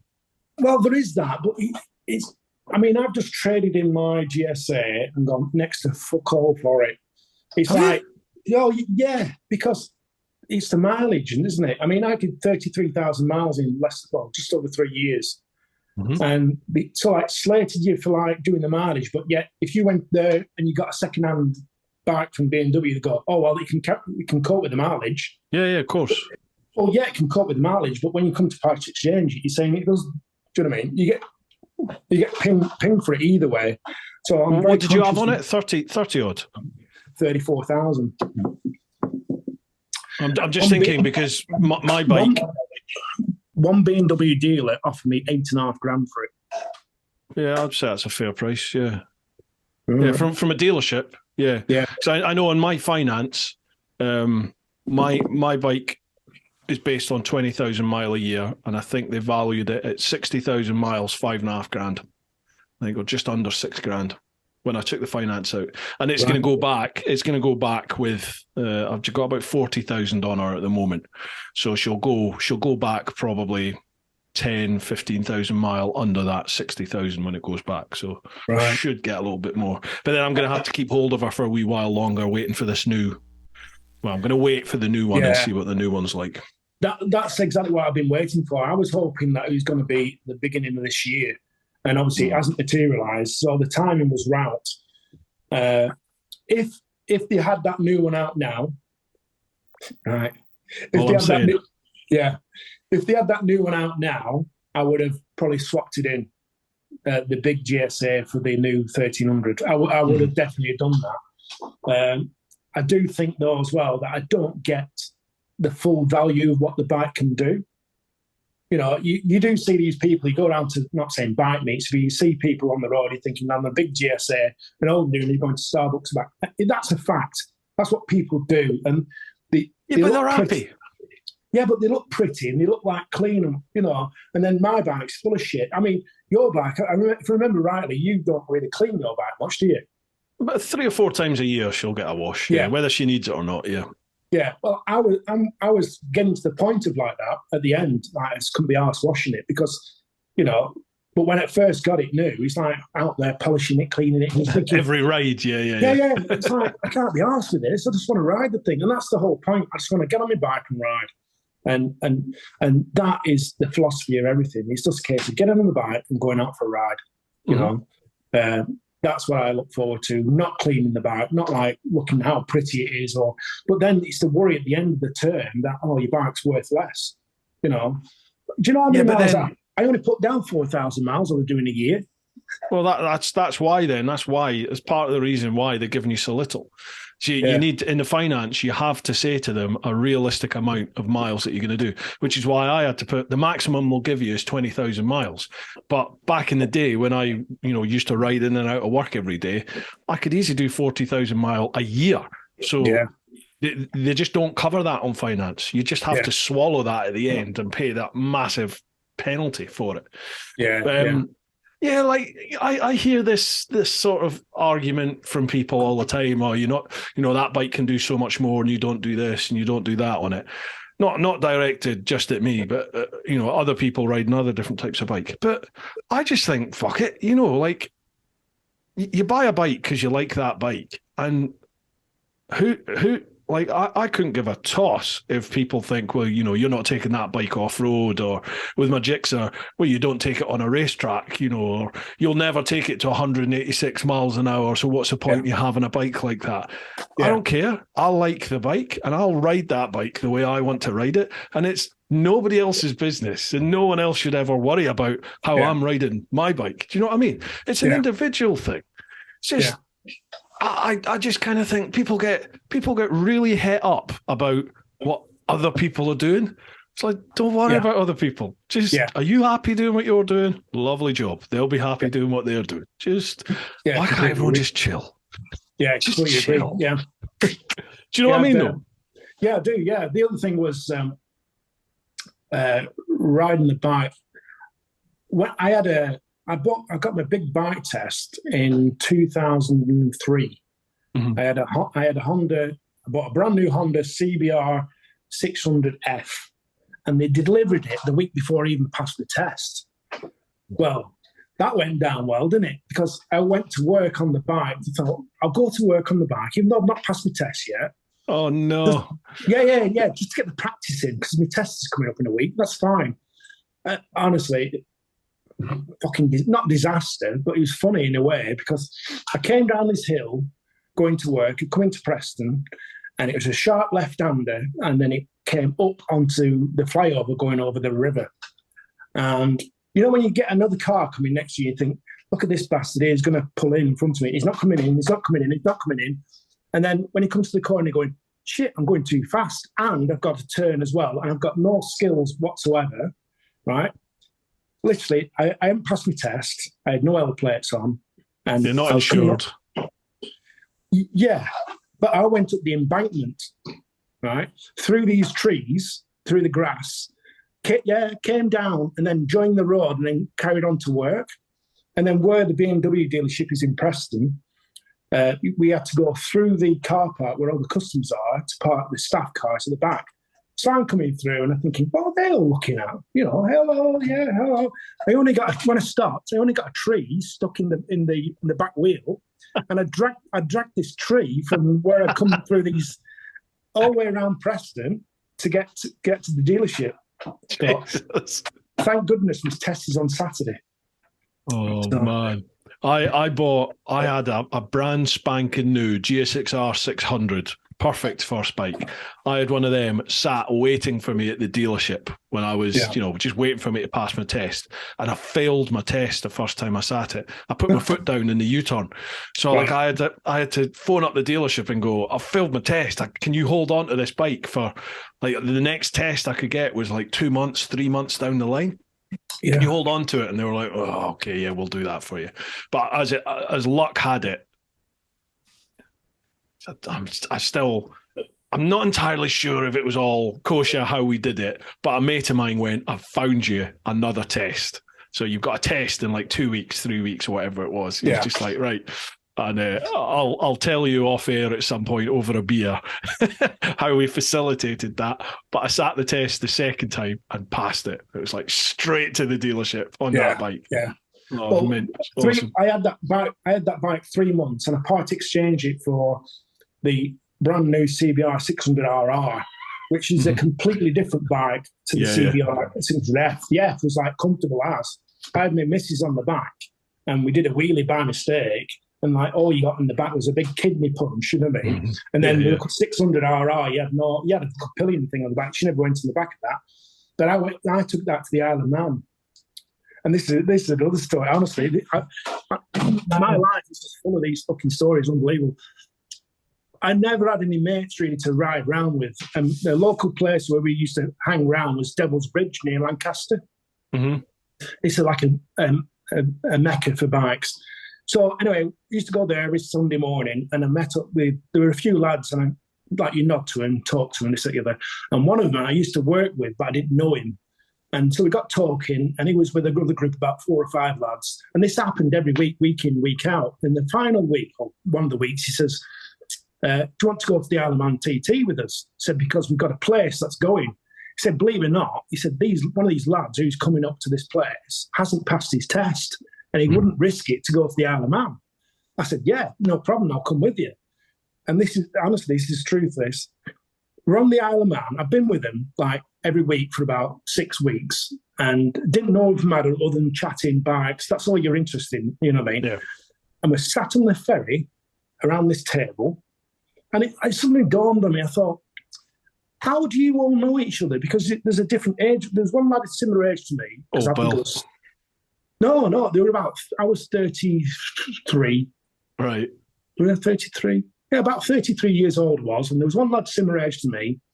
And then there were a couple of them like 18, 19 and 22.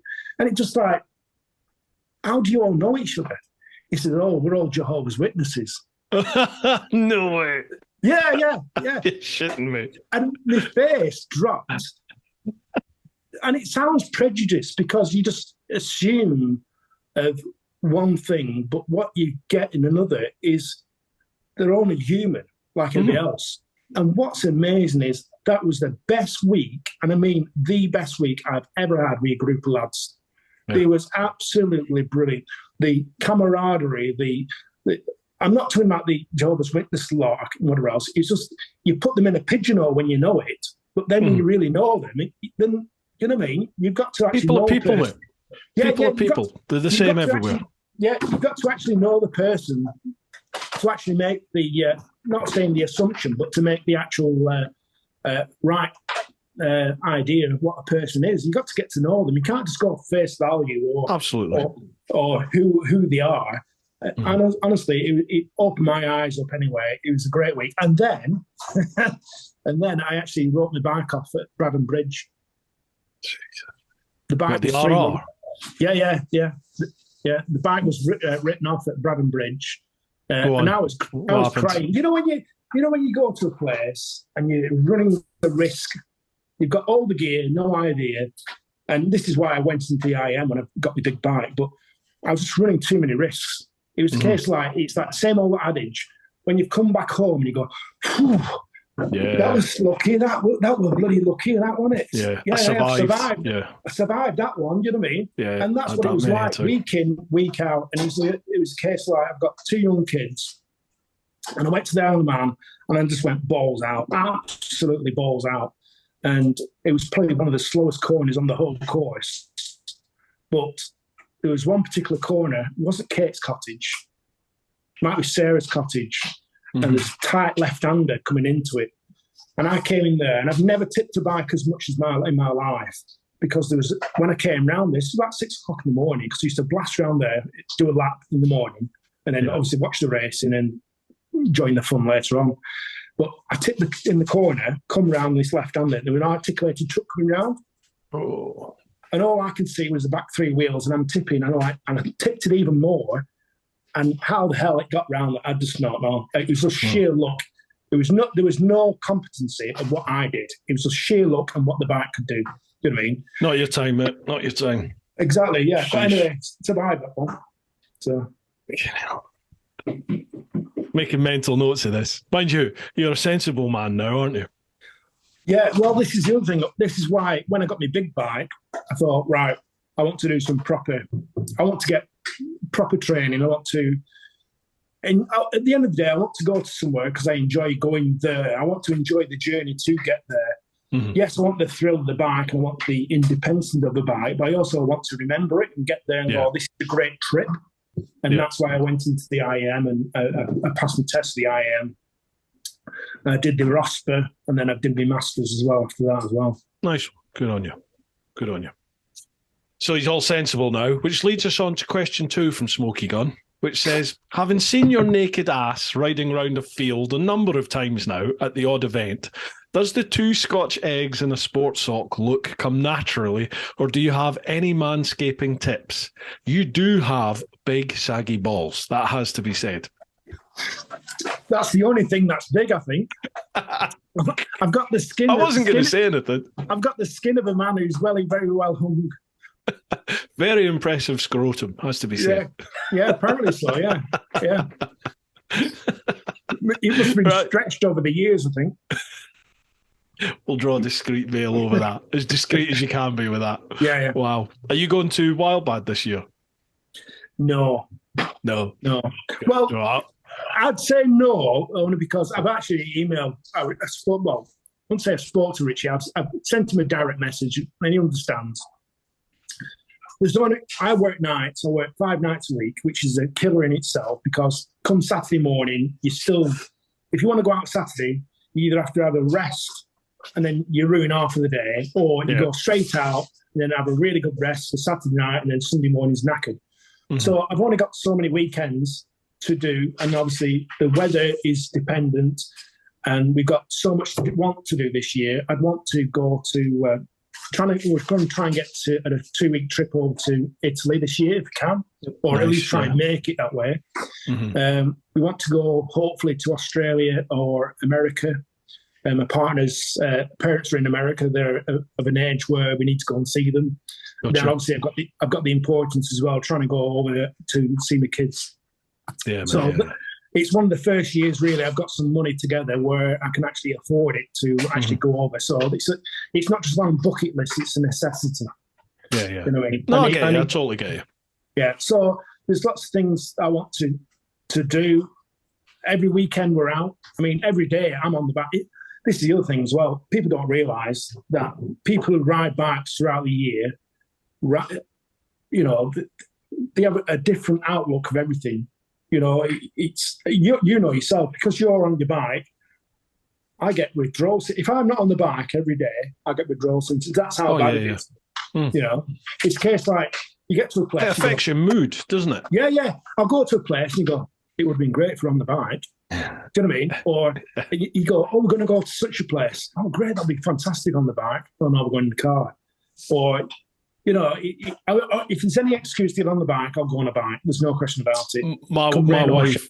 My wife will often just go, she'll go, you know, like, even if we're going up to Scotland, if we're going up to see my dad or my brother and his family or something, she'll be like, so we're going to go up on such and such a date. Yeah. And she'll go, you're taking your bike, aren't you? So she'll drive and I'll take the bike just because if I'm sat in the car, like, I'll be doing stuff like, oh, this would be a great road on the bike. Or if she's driving, I'll just be sat there and I'm like, you know, you just get all antsy, don't you? It's like, I want to be on the bike now.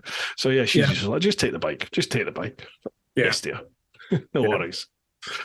Right, next one. Lee. Do you call your wife the handbrake? The handbrake? Yeah. No. Yeah. What is that? Yeah. Well, it's just an Aussie term for a wife in you know, the person that's pulling the hilt onto everything. It's called the handbrake. I've got to admit, I've done well with my missus. She's as chilled out as they come. Just chilled out. Yeah, she lets me get away with absolute murder on the bike. Yeah. So she's good as gold. Good as gold. That's the only time I'll say that, dear, if you're listening. I've got the same one as well now. Yeah. Your missus is top dollar. Yeah. Absolutely. Yeah. Right, next one. Lee Vigor. Hey, Teapot and Captain Bellend. Hope you're both well. What would be the craziest thing you have ever pulled off? And what's the craziest thing you haven't done yet, but most definitely want to? Do you know who Lee is? Lee's buddy biker dog. Buddy biker dog, yeah. Lee, he's got a monkey bike now. Yeah, he was a test rider for Triumph, wasn't he? He still is. Yeah. Mm-hmm. Yeah. So we met. I think he still is, yeah. Yeah, we met Lee on a ride out with monkey bikes, and we've been friends ever since. So he's a nice guy. Yeah, we're trying to meet up to do a ride out together, really, if we can. But it's getting like logistics, getting two monkey bikes at such a distance between each other. So, but thanks very much, Lee. I think the craziest thing I've ever done, for some reason, you'll probably get a theme here where I strip off a lot. And you're a good-looking lad, Andy. You know. Yeah. Well, you've got to share this with the world. Yeah, I will do. Don't worry. It's like I said, it's like therapy. We had a workshop in BMW in Preston. We had a smaller workshop. It was like they call like a fast fit side thing, and so it was like 3 bays in there and a tyre bay. And during winter, it's a pain in the arse when your door opens up because all the hot air goes out. Mm-hmm. So what I used to do is I went in there and I locked all the doors, right? And in them workshops, you have like a sensor on the wall. It's like a black sensor. It's like a temperature sensor. Mm-hmm. But if you spray that sensor with brake cleaner, because the brake cleaner's cold, it tricks the gas system to come on. So regardless of the outdoor temperature or whatever the management has set the temperature at, it kicks the gas heaters in. So it makes it super warm. Right, so I went up to this sensor, I locked all the doors, sprayed it, so the gas heaters came on, and the guy who had the bay, he's like knocking on the door, come on, let me in. So it's lovely and warm in here, and I stripped off, bullet naked. Literally, at work. Bullet naked at work in a locked workshop with the heaters on. I was safety first because I had my boots on. No, obviously, I won't take my boots off. Yeah, leaning over. That'd be dangerous. Yeah, exactly. Yeah, leaning over a BMW with my saggy sack. I've just got visions. You know when you get your BMW done, and they send you a little video to show you what they've done. I've just got in my head. I've just got this vision. You imagine of you sending a video to the customer. Yeah, so here's your car. I've done this work on it. That catches a reflection in the screen. Yeah, you imagine if you had massive saggy sack. Yeah, imagine if you had dash cams then. Oh wow! Yeah. So that was probably one of the craziest things. How did they figure out that you had to spray brake cleaner? Was it brake cleaner? Yeah, brake fluid on the sensor. When you spray brake cleaner or contact cleaner on something, it's really cold. What comes out of the nozzle is really, really cold. Oh, So when okay. it touches the sensor says, well, it's not 10 degrees now, it's actually 3 degrees, and the temperature. What the management do, this is why they're tight bastards, right? They want to keep the bill down in the building, so they'll set the temperature quite high. So if, for instance, it goes down a certain degrees, to alleviate the gas bill, they put the temperature at a certain criteria, or you trick that sensor to come on being so cold. And it puts the gas heaters on, but it doesn't. As soon as you stop spraying, it doesn't go off. It will stay on for half an hour. So it's saying it's cold. I'm going to keep giving heating. You more heat, more honestly, heat. And it's super, super hot. And they're wondering, why is it so hot in here? Well, we're all smirking like, we're not going to be cold in here. We're going to keep ourselves warm. So, yeah. And it says, what's the craziest thing you haven't done yet, but most definitely want to? Excuse me. I don't know about being crazy as such. I think of things all the time, and I think it's more my personality where I've got to have things all in order for me to actually go ahead and do it. And then once I do it, it's very, very quickly. It's a bit like we were saying about videos, or I think about videos. You'll try and plan a video, but then sometimes the video that can make, or the best ones to do, come so quick, so fast, with no planning at all. It just things just fit. You go, I'm glad I recorded that. Do you know what I mean? Or sometimes like you try and record it, it's just not working. You think you're trying to force the situation. Do you know what I mean? And sometimes when you try and force it, it's not as good, and it's just not entertaining, is it? Do you know what I mean? Yeah. No, I get you. So there's nothing in your mind like I don't know. I mean, you've done the naked thing, haven't you? You've done the naked thing. You've done the dressy up thing. Yeah. I don't know what else you can do. It'll come to you. At some point, it'll come to you. Yeah, the only thing I would do, and I was seriously contemplating it, is taking the piss out of all the main vloggers. So I think that's a great idea. Yeah. So have a uniform, or have a dress code, or mannerisms, and study them, and just basically just take the piss out of them. Tongue in cheek, it's nothing like personal. It's just a case like I think what you tend to find, and you may know yourself being traveling around the world. I mean, you've not mentioned that yet. Have you been around the world? I don't like to talk about it, Andy. Oh, right, yeah. Well, don't then. Right. When you go around these places, what comes more apparent is the sense of humour. The British have this innate ability to have the best sense of humour. They're so sarcastic, but yet the humour that comes with it is brilliant. If we had a World Olympic Games, we would be gold medalists in taking the piss out of people. Unbelievable. Do you agree? No, yeah, I think so, yeah. But then I tend to find that I sort of gravitate towards similar people. Do you know what I mean? So wherever I go in the world, the people I tend to gravitate towards and sort of become friends with, they have the similar traits to what I like anyway, which is that sense of humor. You know, like even like, you know, let's just say Germans are notorious for not having a sense of humor, but they do. It's just a different sense of humor.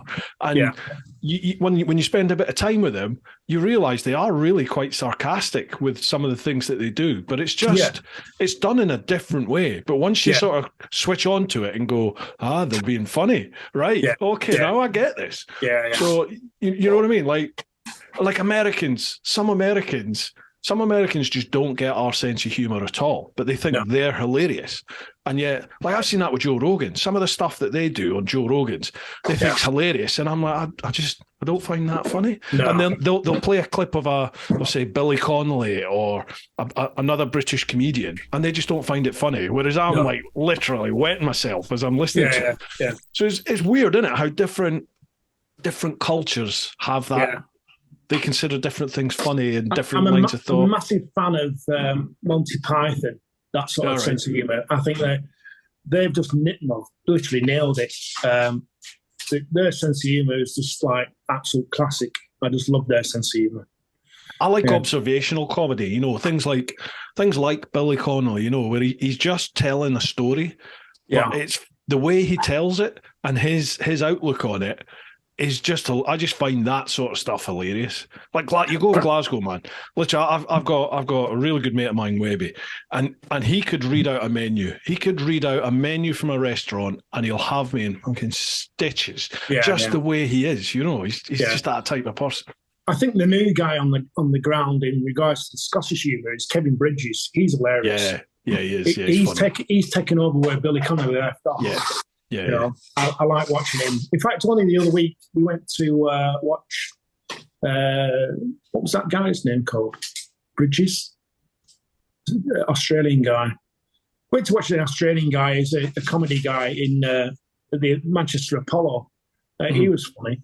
Jim Jeffries, that's it.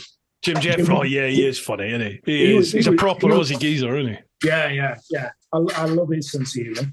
And also, I've got into Kevin Bloody Wilson as well. Oh, man, that takes me back to my youth. Is he still alive? Yeah. He's from Kalgoorlie. He came from the gold mining town, Kalgoorlie. Kevin Bloody Wilson. Yeah. He's a proper, he's like $1 Million Bogan, isn't he? He's like a proper raw, rough version of $1 Million Bogan.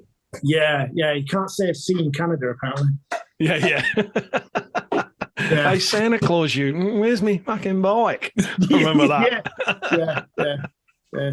Dilli. Yeah. I remember listening to that when I was about 11, 12. One of my mates had the cassette of some of Kevin Bloody Wilson's songs in his stand-up. And like 11, 12 years of age in the northeast of Scotland, we used to listen to it really quiet in either my room or his room so the parents didn't hear. We were just pissing ourselves, effing and sea-bombing, and brilliant. Loved it. Right, let's bring this back in. So cheers for that, Lee. Lee also says we definitely need to arrange a monkey-tastic weekend. Stay safe, both. Yeah, thank you very much. Next one, Pete English. How you doing, Pete?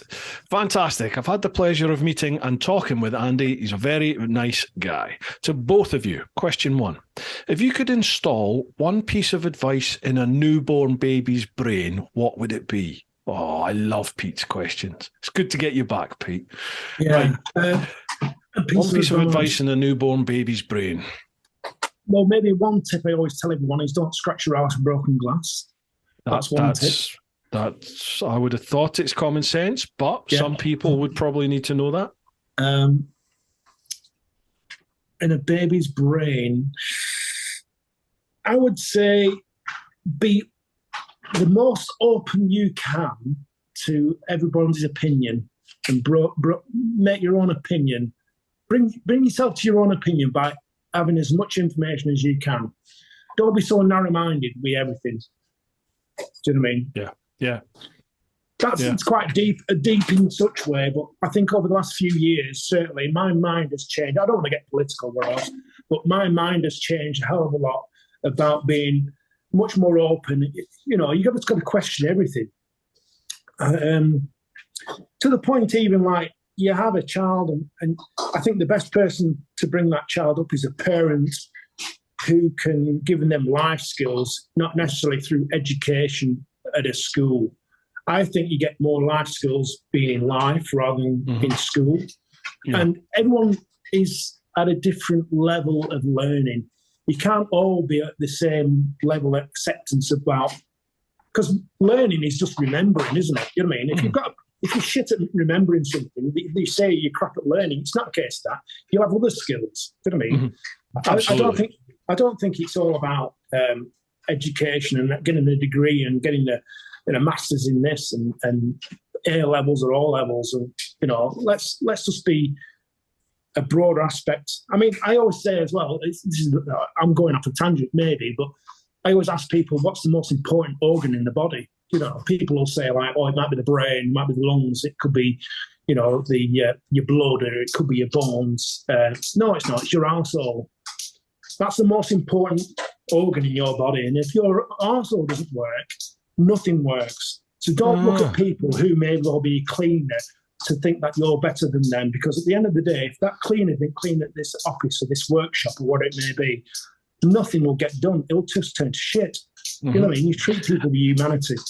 I think that is it. You've nailed it. Treat everybody with humanity, isn't it? Yeah. And you've just got to be. I was going to say be you, but also be true to you. Do you know what I mean? Like, yeah, I think we see it probably more now than I ever remember in my lifetime because of social media. But there's a lot of people out there putting up a facade, like what they think, either what they want people to see of them or what they think people want to see of them. Yeah. You know what I mean? I do, yeah. And all that does is fuck with your head because nobody can keep a facade up. It's just that drops at some point. You know, like when you're put under pressure, the facade will disappear, or when you're not thinking people are watching, the facade disappears. Yeah, and I just kind of think, for me, it's like integrity is the one thing that you can almost not control, but your own integrity is the only thing you can sort of keep control of. Yeah, isn't it? You know what I mean? Yeah. Like if you bullshit about stuff, you're going to get found out eventually. Whereas if you're just open and honest, whether you're right or you're wrong, you know, whether people like it or they don't like it, that's you. Well, this is the other thing as well. People's opinions, right? It's an opinion. If I've got an opinion on something, it's not because I disagree with you or I don't do it for disliking sake or I don't because I'm never. It's like you go. Well, maybe talk about politics, Conservative, Labour, or whatever else. You put anything in motion, the other party always opposes it.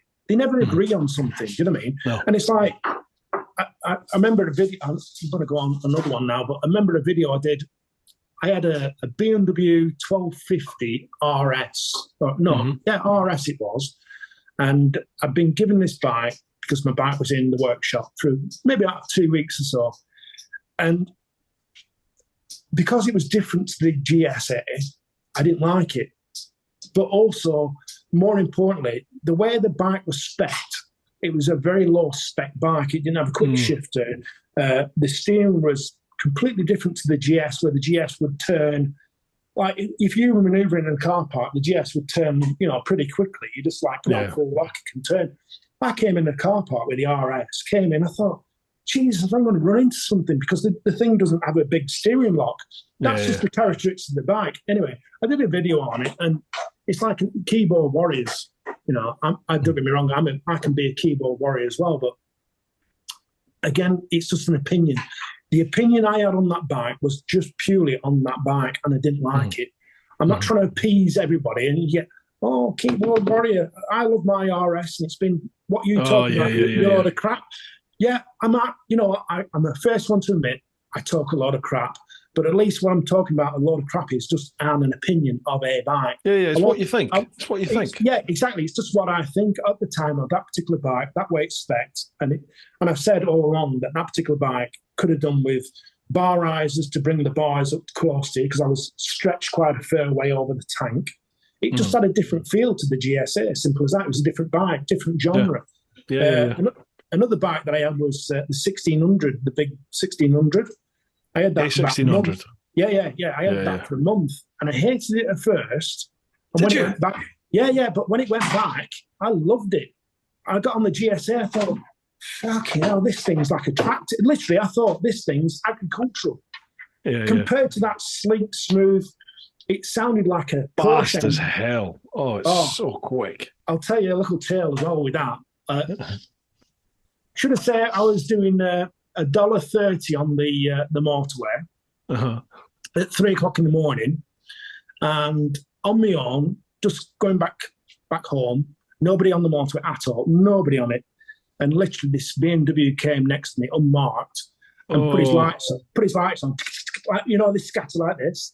Yeah. I thought, shit, that's it. Job gone, license gone, in jail, glove up my arse. It was unbelievable. Anyway. He just put his thumbs up, and I put my thumb back up to him and backed off a bit. Anyway, he pissed off one way and I went the other. I thought, thank you. You're lucky. Thank you. You are lucky there. Thank you. it was, but you know, when you, sometimes people, I mean, Clarkson's classic, he says, you know, there's never been, I'm not being controversial when I say this, I'm just saying fact. You can't kill yourself if you're going in a straight line round the corner and you don't hit anything. It's the fact that if you do hit anything or you come to a sudden stop, you will hurt yourself. You are putting other people in danger. But yeah, I'm not condoning speed, but it's inevitable that, well, I speed. I don't, you know, I'll speed when it's relevant. But like, again, you enjoy the nationals. But what my priority of speed now is completely different when I was 30. Mm-hmm. When I was 30, I was reckless. Mm-hmm. Now I'm 50, I'm actually more, how can I say, calculated. Mm-hmm. And I've got the skill set probably to deal with it better. I must admit, I don't think I've got the same reaction. Yeah. But by in comparison, or is the fact that my skill set of not being as reactive, my speed has come down. Mm-hmm. So I'm not as reckless as I was, you know. That's just the fact of life. Yeah, I'm exactly the same. You know, I used to ride at ridiculous speeds on like on my Gixxer and things like that. But I always felt totally in control. I never ever felt like, you know, things were out of my wheelhouse here. I always felt totally in control. I was always able to react and deal with anything that happened in front of me until you can't. Until that one time something happens and you don't. And then for me, I ended up throwing myself off a mountain, and just various things happen. You know, I found I started getting slower and slower and slower and slower and slower to the point where I remember commuting in and out of London, and in the space of 2 years, I think I had 3 accidents in the space of like 2 years. And that was at 30, 40 mile an hour sort of speeds. Yeah. And I think I remember at that point, I was just like, it's all a bit of a coincidence. This can't just be bad luck. I have to be doing something wrong. So at that point, you're like, okay, I feel like I'm well within my comfort zones here. I'm, you know, sub 40 mile an hour speed, whereas in days of old, I would be doing easily 4 times that. You know, it's like, or on the GS, you'd have that flat out. And you're like, well, okay, not in towns, but, you know, and I'd always able to deal with stuff. Now, something's not right here. So that's when I ended up looking at IEM, and I've done loads of different schools now, track schools and road schools, and I've done loads of stuff. And it's brought my speed down now to a point where in the nationals, in days of old, I'd be going triple digits and some, and trying to get to the absolute limit of that engine. Now it's like, you know, I'm not saying I did this, obviously, because it would be illegal. But now I'm like, you know, 80, 90 mile an hour, if the conditions allow and the vision is there, that okay, I may do that on a private road, obviously, or a closed road. But that would be it. Any more than that, and I'm just like, that's, you know, it would be an extreme situation for me to go more than that these days. Well, I went to the Isle of Man last year on the RR. Yeah. And not saying that, Christ almighty, the track round there has gone bumpy compared to when I went round in 2004. It's extremely bumpy. But did the mountain road a few times, and the maximum, and this is, I mean, I put it on YouTube because it's it's a legal road limit. You know, it's unlimited on that mountain course. And I think the maximum I did was 128, maybe 130 max. But on the GS. No, on the in the RR. All right, yeah. Right, but I think then I had a peaked lid, so I had a peaked lid on, which obviously is just not relevant for that. But more importantly, when I was in at 33, when I went over there on that 600 RR, we were doing 160 over the mountain. And then as you're going down by Kate's Cottage, there's a bit of a lull, it goes down, the front wheel's coming up. Mm-hmm. We were stopping at a Castletown golf course, and the police had stopped the road, and we had to go down this country lane. And like I said, I think we'd only just come off the ferry, and we're going down to this golf course where we were camping. But it was a very cresty road. It was a lot of crests there, and you couldn't see over the top. But it was straight as a die. And we're going down there, and every time you came to a crest, you'd pull back, and then all right, it's going straight on. Then next one, you go, I'm going to hang back. And literally got to the other end. It was about 4 miles, this road, something like that. And literally every single one of us had turned around and went straight back, full chat, absolutely full chat, 150 miles an hour. What? Going over crest. Yeah, going over crest, single track road. Insanity, mate. Insanity. Yeah, but that sounds stupid. Unfortunately, I was maybe when I was a youth. Yeah. I think a lot of people go through that. Yeah, a lot of people do go through that. It's just now, whether or not you survive it. Yeah, exactly. And now I just wouldn't do it. My concept of risk is completely changed. I mean, completely changed. And that sounds like saying, I'm not being hypocritical. I'm just being honest. When I was younger, I was reckless. Now I'm not. And as you get a bit older with more experience, and certainly if you take on things like IM, ROSPA, that sort of stuff, once you start learning roadcraft, you're able to start not only reading like the road markings, but you start looking for the options, the junctions, and you start realizing, holy shit, there are so many opportunities for something to enter or leave the carriageway up ahead. Yeah. There's a lot going on here, so let's slow it down and see what's going on. Yeah. And that definitely does start slowing you down. What spooked me last year, and I say this is a pivotal point, really. You could have all the training in the world, and I mean all the training in the world, be the best rider in the world. Last year, I came to a point where you're going, wow, my hands are purely into the other people as well. In other words, if they do something stupid and you've got no time to react, you're fucked. Mm-hmm. There was a guy that overtook a car on the main A59 going towards Gisborne, which is heading towards Skipton. It's a wide road, really wide road. It's a fast road, but it's a national speed limit. It's not saying it's fast, but it's a wide road. And he overtook this car and caravan and literally came onto my side of the road, and I was just minding my own business. And just at the last minute, I thought, when things are slowing down in front of you, you think, what the hell's this guy doing? Jesus Christ, he's coming straight for me. And I was on that big K1600 doing 50 mile an hour, not batting, just minding my own business. And if I hadn't moved over, I would have been dead. He would have hit me full on. And you think to yourself, there's no training in the world that could prevent that. I don't think so. In that one particular situation, that's all, Yeah, I mean, there's extremes, isn't there? There's extremes in all situations in life, and sometimes I think it is just a roll of the dice. It is in the lap of the gods, really. Sometimes, isn't it? Yeah. If you were worrying about all that, you'd never step outside your front door, would you? So it's just you've got to live, haven't you? You've got to live. And if you're not living and going out there and going, you know what? Yeah, I could have a bike at the end of 3 years. That's worth $3,000 more because I've not put any miles on it. But I've been miserable shit looking at it all day. Exactly, I'd sooner be out there. I'd sooner be out there riding it than actually being in the kitchen or looking outside and going, do you know what? That bike's lovely. It might be lovely, but just fucking ride it. Yeah, absolutely. Yep. Right, Pete's got a good second question. Question 2. If your inner voice was an actual person, would you be friends? Yeah, for me, 100%. 100%. I think I'm almost like schizophrenic. Yeah. Yeah, I think there's very much two personalities with me. At least two I've got. Yeah, at least two. Yeah. And I'm not saying I blow hot and cold. I can switch just like that. And it's not being nasty or anything. You're just in that different frame of mind. I think a lot of things are you can regret, but then there's other things you think to yourself, you know what, if it wasn't the fact that you lived it, you wouldn't be the same person you are today. 100%, yep. So in that respect, I thought, I think life's a tester. And I honestly think that I'm a good person to people.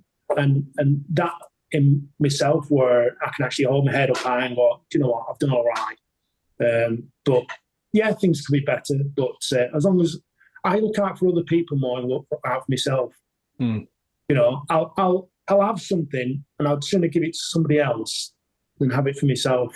Mm-hmm. And whether it's been material or time. I mean, what's amazing is just speaking with people who you can listen to their story, you can be humbled by them, and they think that they're not important or else, but yet they are. And just to listen to people's stories, like I said to you before, it's just that having that ability to actually listen to someone. I think it's a great gift rather than going dismissing it and, oh, you're not important, I'm going to move on to this person. You know what I mean? I give my time to everybody, and I'll give more time to people who I think that are more, not saying vulnerable, but in a position where they don't think that they're worthy, and yet they are. Do you know what I mean? That's empathy. You're obviously a very emphatic. Is emphatic the right word? You've got a lot of empathy in your character. Yeah. Sure. Yeah. I mean, I get that on here on this podcast. I stand here and week on, week out, and I listen to people tell me their stories, and fucking hell, there's some just incredible people out there. They make me think sometimes when I listen to some people's stories, and I listen to their attitude towards life and the kindness and generosity which they just live by and they show, and I'm just like, fucking hell, you're so much of a better person than I am. You know what I mean? It's like I like to think I'm quite open and I'm friendly, and I'll do what I can for people. And my phone's always on, my door's always open, whether I know you or not. If I can help, I'll do my best. But some of these people, like, they're just angelic, almost, or they have. Like, I had this guy Dylan Wickrama on the podcast last week. I don't know if you've heard that. He's this guy from Sri Lanka, lives in Switzerland now, and he was riding around the world, and then he got to the Darien Gap. The Darien Gap. So it's basically 100 miles of impenetrable jungle between Panama and Colombia. Yeah. There's no road. So to get through that on a world trip, you either fly over it with your bike, or you put your bike on a boat, like you can get a yacht or something and do like a party boat for 5 or 6 days. He decided he wasn't going to do that. He wanted to try something else because he didn't want to be a sheep. So he decided, he built a raft out of some oil cans and with some help. He was a mechanic. So with some local help, he fabricated and welded like a metal frame with the iron, with the oil cans in there. Then he put bamboo over the top to make some form of deck. Then he got his GS and he fabricated some sort of crankshaft system to a propeller, and he used his GS as an outboard to power the propeller. And then a guy that he met in Panama acquired a yacht sail one evening. And then because the Panamanian authorities, they changed the conditions to do with visitors, or they'd cottoned on to the fact he was there and he was going to be leaving soon. And I think he was in the country illegally anyway. He hadn't been stamped in. So he did a runner during the night. So basically this guy just turned up with a sail and said, there you go. So he's just gone straight out into sea. He ended up he didn't go Caribbean way where everyone else goes. He went to the Pacific, and he ended up, like, his bike broke down and his navigation all fucked up, and he basically ended up being adrift in the Pacific Ocean, heading out towards the Galapagos Islands. Next stop, Australia, if you miss them. And he has this beautiful outlook on life. He basically said, when you think you're at the road's end in life, because a few times he thought he was going to die, and I just accepted that, and that was that. He was like, when the road ends, you can always build a raft. And it was just like, holy fuck, what an attitude to have towards life. It's never over. He's like, there's always one more thing you can do. And that's the attitude he's just always had in life. He had a really rough childhood. His father was murdered in Sri Lanka, and they basically him and his mother and his family were on the breadline, and they all had to work to bring money in because they were just destitute and living on the streets. And this guy's dragged himself up from there to the position he's in now, and he's still got this incredible positive outlook on life. And he's the nicest person you'll ever meet. Not a bad word to say about anybody. No. Sam Manicom's another person like that, isn't he? Sam Manicom is just such a nice guy who always sees the good in people. Always. I had a guy, I went to the gym. It was when I was working in the mines. We had like a not physio, but like a PT guy that he can do exercise and stuff like that, because we're living away from home. I mean, people are on the piss every night if they want to be, but like I said, I wasn't. But I don't do any exercise. This is what size I don't do any exercise. My diet shit. I mean, it's not from beer for a start. It's just the fact that I don't do fuck all. But anyway, I'm happy as I am. And that's the other thing, being happy with yourself. But anyway, I knew that I wasn't really happy in the fact of where I looked. I thought, right, I'll go to this guy. He does a program to go around the gym and whatever else. And I sat in with him, and I love the Australians where their outlook is so positive. When you meet people, it's so positive. And I was in tears. I'm an emotional guy, you know what I mean? But anyway, he brought me down to the point where, I can do this. I can do this. Fantastic. Right, okay, I'll book in with you. I'm going to go next week. I'll go to the gym, Anyway, I was late for work, late to get to the bus, and the bus leaves site to go to the mine site.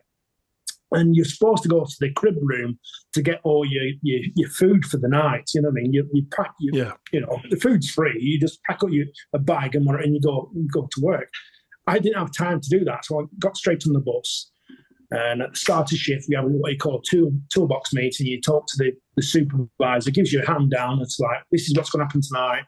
This is what the medics are doing tonight. This is what support we've got tonight. This is your work, etc., etc. Any issues? Yeah. Can I have a word with it? Yeah. I've got not any food yet because I had to come from the gym. And there's any chance for me to go back to camp and get some food?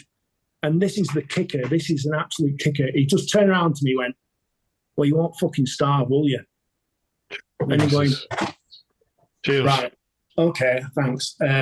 Yeah, I know I'm big. And, I'm not saying I'm big, but I put weight on since. But it's like, it makes you where you go, I'll go to the gym, I'll go to the gym. I'm not going to the gym. Oh, fuck it. And then after 6 months, where else you go, right, I'm definitely going to go. And you meet someone that's, come with me and I'm going to support you, you're going to do this, and you're in tears, and it's like a life-changing thing where you go, right, I can do this. I've got the support, brilliant. And then from that, you go to euphoria, down to an absolute kick in the guts and go, well, you won't fucking starve, will you? In other words, to say like, well, you're fat enough as it is, so if you don't need to go back to camp to get some food. And that was an absolute kicker. You know what I mean? And that is also a life lesson. I would never ever treat someone like that in my life. Yeah. Absolutely. Yes. And it appalled me, but it also made me so fucking small. And yeah, we're blokes. Yes, we're big. We're burly and supposed to be like testosterone, this, but it hurts you so much that you just can't describe it, See, I've never, trying to think if I've ever, not since I was like really small, probably under being a teenager. Like I've always been a fat fuck. I remember till I was about 15 years of age, I found rugby. About 14, I started playing rugby. 15, I remember one summer at school, we broke up. We broke up for the summer holidays, and I was a blimp. I was a Michelin man. Couldn't run the length of myself. And then over that summer holiday, I started doing pre-season rugby training with the local adult rugby team.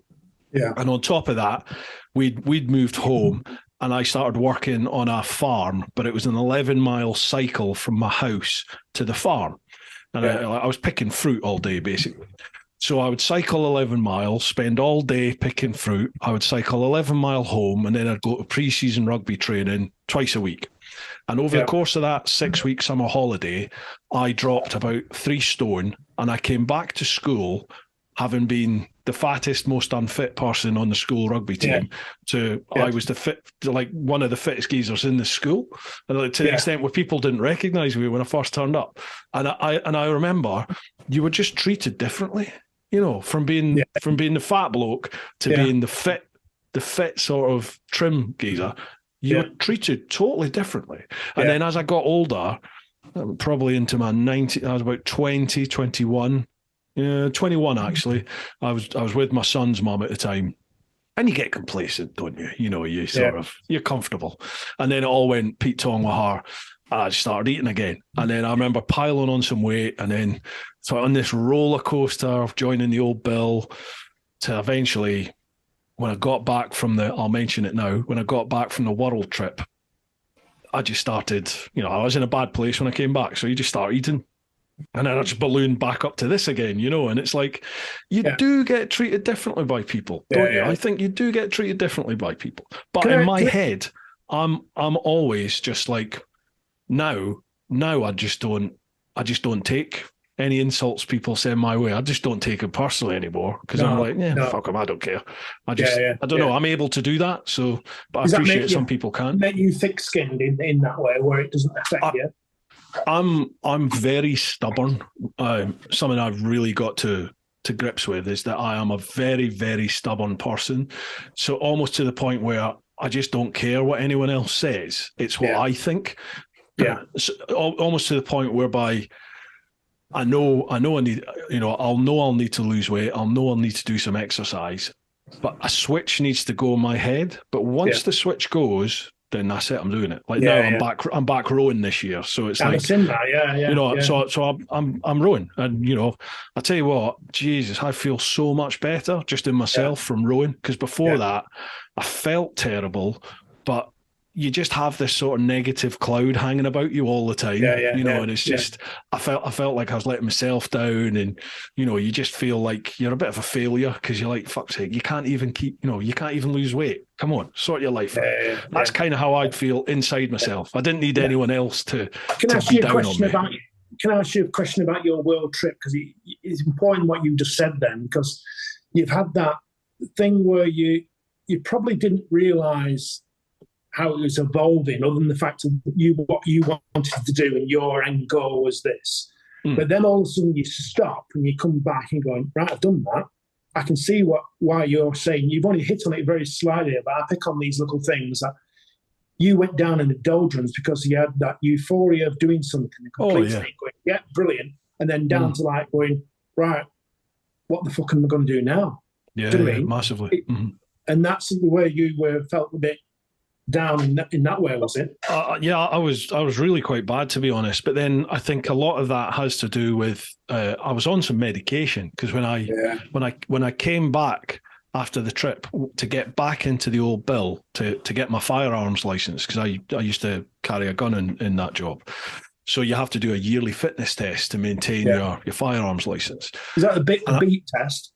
It's beep test, a couple of the bits, and I couldn't pass the beep test, and it's easy, it's laughable. It's like, I think then it was either level 8 or it was either 8.5 or 7.5, so it's nothing. It really is nothing.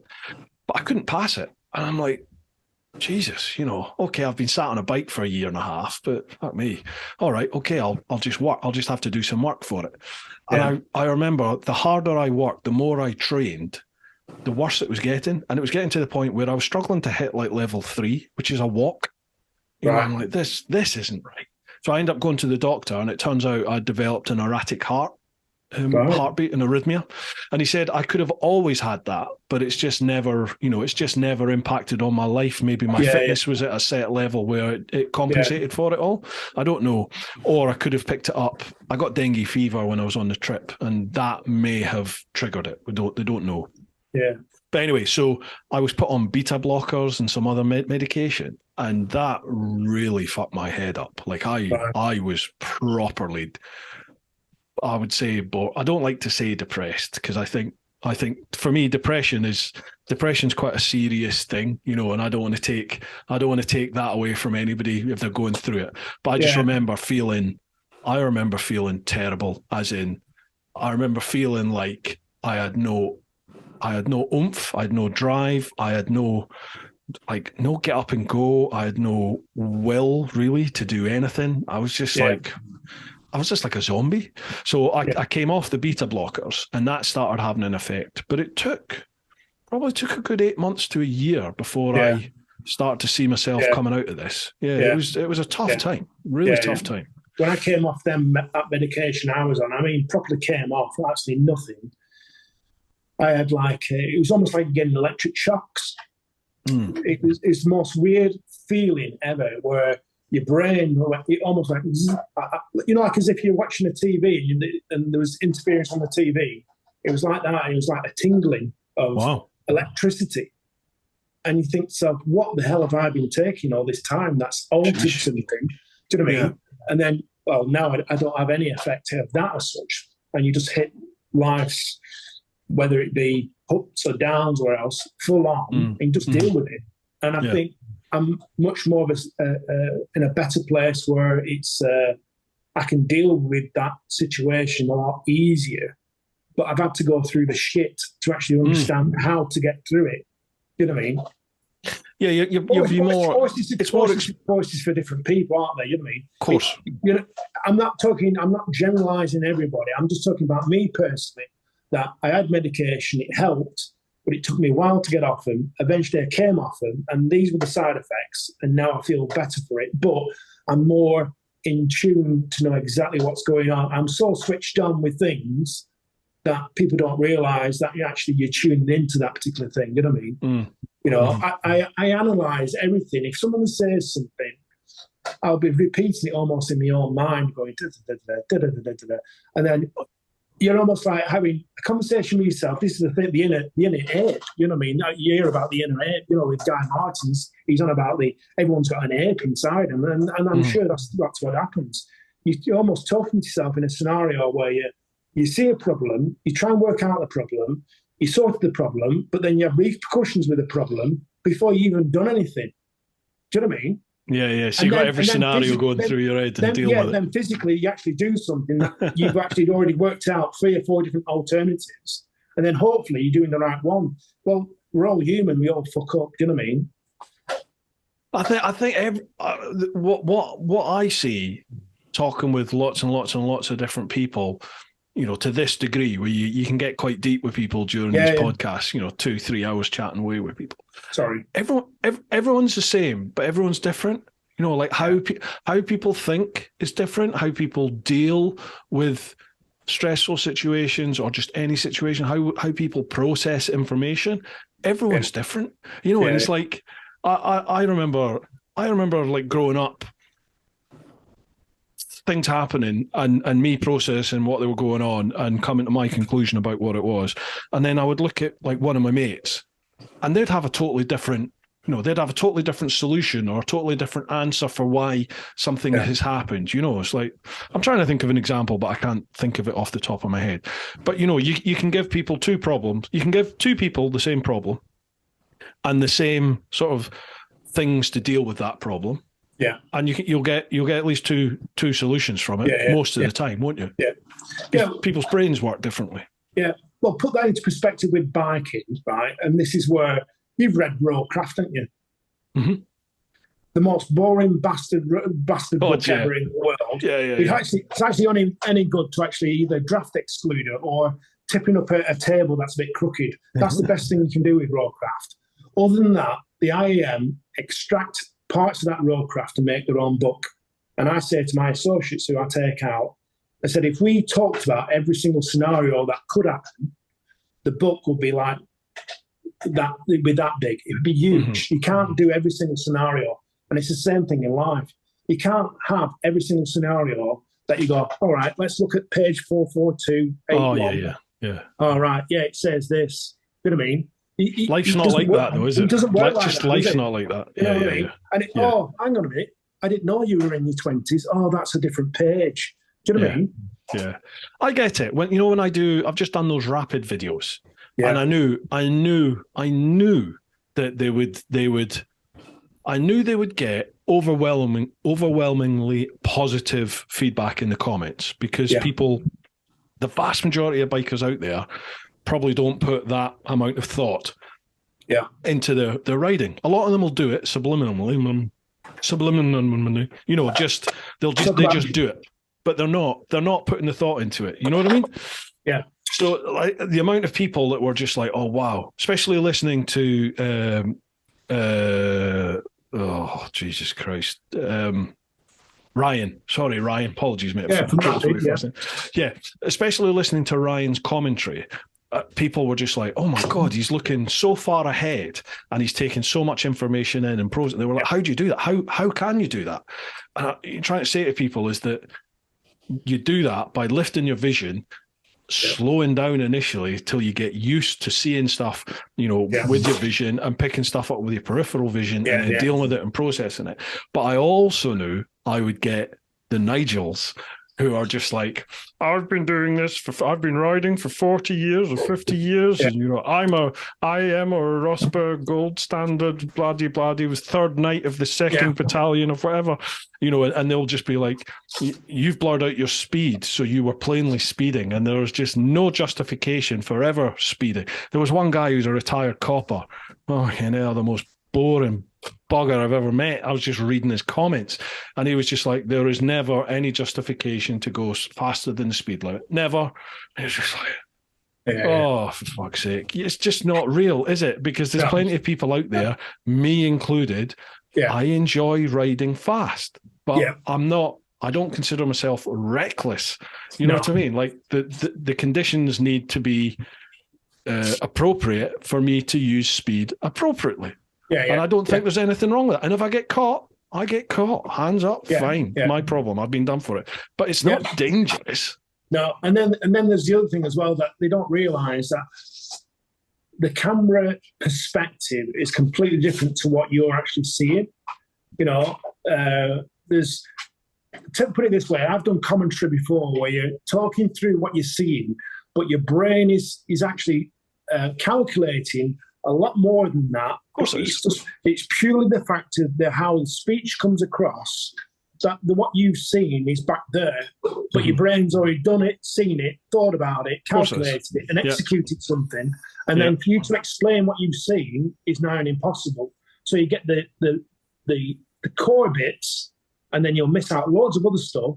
And all you can do is your best what you can do at the time. But you also, it's like, say you're coming over a crest or something, and you might be doing, say, like you're doing 80 miles an hour on approach to a crest. But at 80 miles an hour on the approach to the crest, you actually roll off. Oh, yeah, it's clear. I can go. Do you know what I mean? You are rolling on and rolling off, getting that speed approach. But this goes to what you're saying. Every situation's different. Every situation's different. And you approach that same bit of road 10 times, you might ride it 10 different ways because, you might be more tireder, more fatigued one day when you go to it. On another day, you could be firing on all 10 cylinders. It could be a bit damp one day. It could be pissing down with rain. It could be quite cold. You maybe just not feeling it one day, and the next day you're totally feeling it. You are dialed in 100%. It's always different. It could be more traffic one day or less traffic the next day. It's totally different. I did a day out with Rapid locally around Yorkshire. That was quite good. But I've also been out with the examiners as well. And what's ironic, I'm not saying about being, how do you call it? I'm not calling them two-faced but they're just like us. An examiner who rides a bike. Some are. Yeah. Like to ride their bike. And to the point where you come from a test and go, right, okay, let's have some fun. Really? Are you sure? Yeah, let's have some fun. Okay, no problem. Let's have some fun. And you know what? It's like that yin and yang. You can have the fun and it's calculated, but then you can be reserved and under the cosh of actually going, no, this is where we're going to be. This is our criteria and we'll fit in that. I totally get it with IAM and ROSPA because, they're a big organization, and I think they have to have set boundaries and very, very distinguished and prominent boundaries, speed being one of them, because it has to it has to be implicated. That system has to be implicated across the entire country by so many different people. So you need to have your set standards, which must be met in order to be given that accreditation. I totally get it. But for me, I just find IAM and ROSPA, I just find it too black and white. You know what I mean? It's like, I can easily ride that way, but I get zero enjoyment out of it. I like to feel a bit of progress, and there's just a few bits where I'm just like, I fall outside that box, and that doesn't fit me. Where things like rapid, that is me, because they'll take the whole roadcraft, they'll take the whole system, and then they'll work that based around you, how you ride. Yeah. But again, I know that's not everybody. Some people like the sort of constraints of IM Rospa. They like that, and they like the whole club feel and the community feel. Totally get that. Take nothing away from anyone. That's your cup of tea. That's your cup of tea. And at the end of the day, you're going to be a safer rider, because if you implicate roadcraft into your riding, you're going to be a safer rider than you would be if you didn't. So completely agree. Yeah. Anyway, right, okay, we went off on one there. Sorry. Can't even remember what the question was. Inner voice was an actual person. Would you be friends? I think I would be, but like we just said, I've got at least two sides of me, if not umpteen different ones. Yeah, and I don't always get on with my inner voices, but I think they keep me on the path that I want to be on at the moment, I think. Yeah. So, I think we'd be more like family than friends. Sometimes we'll get on, sometimes we won't. Yeah. Right. Keep up the great work and live your life. Cheers, Pete. You too, pal. Right, Paul Sparrow. This was the first question. Oh, he's got a couple of questions before he asked the one about the black dog tattoo. Yeah. Paul Sparrow. Hi, Bruce and Dad. What opportunity have you passed up which you would now look back upon and wished you'd taken the leap and done? Ooh. I think working for, what's it called now? There was a shipping company that I had an opportunity working for. Can't remember what it's called now, but it was based in Australia. So I trained to work offshore in the oil rigs. I did my what they call TeapotOne or humour license. They call it helicopter license. So So you can go out offshore if you get stuck.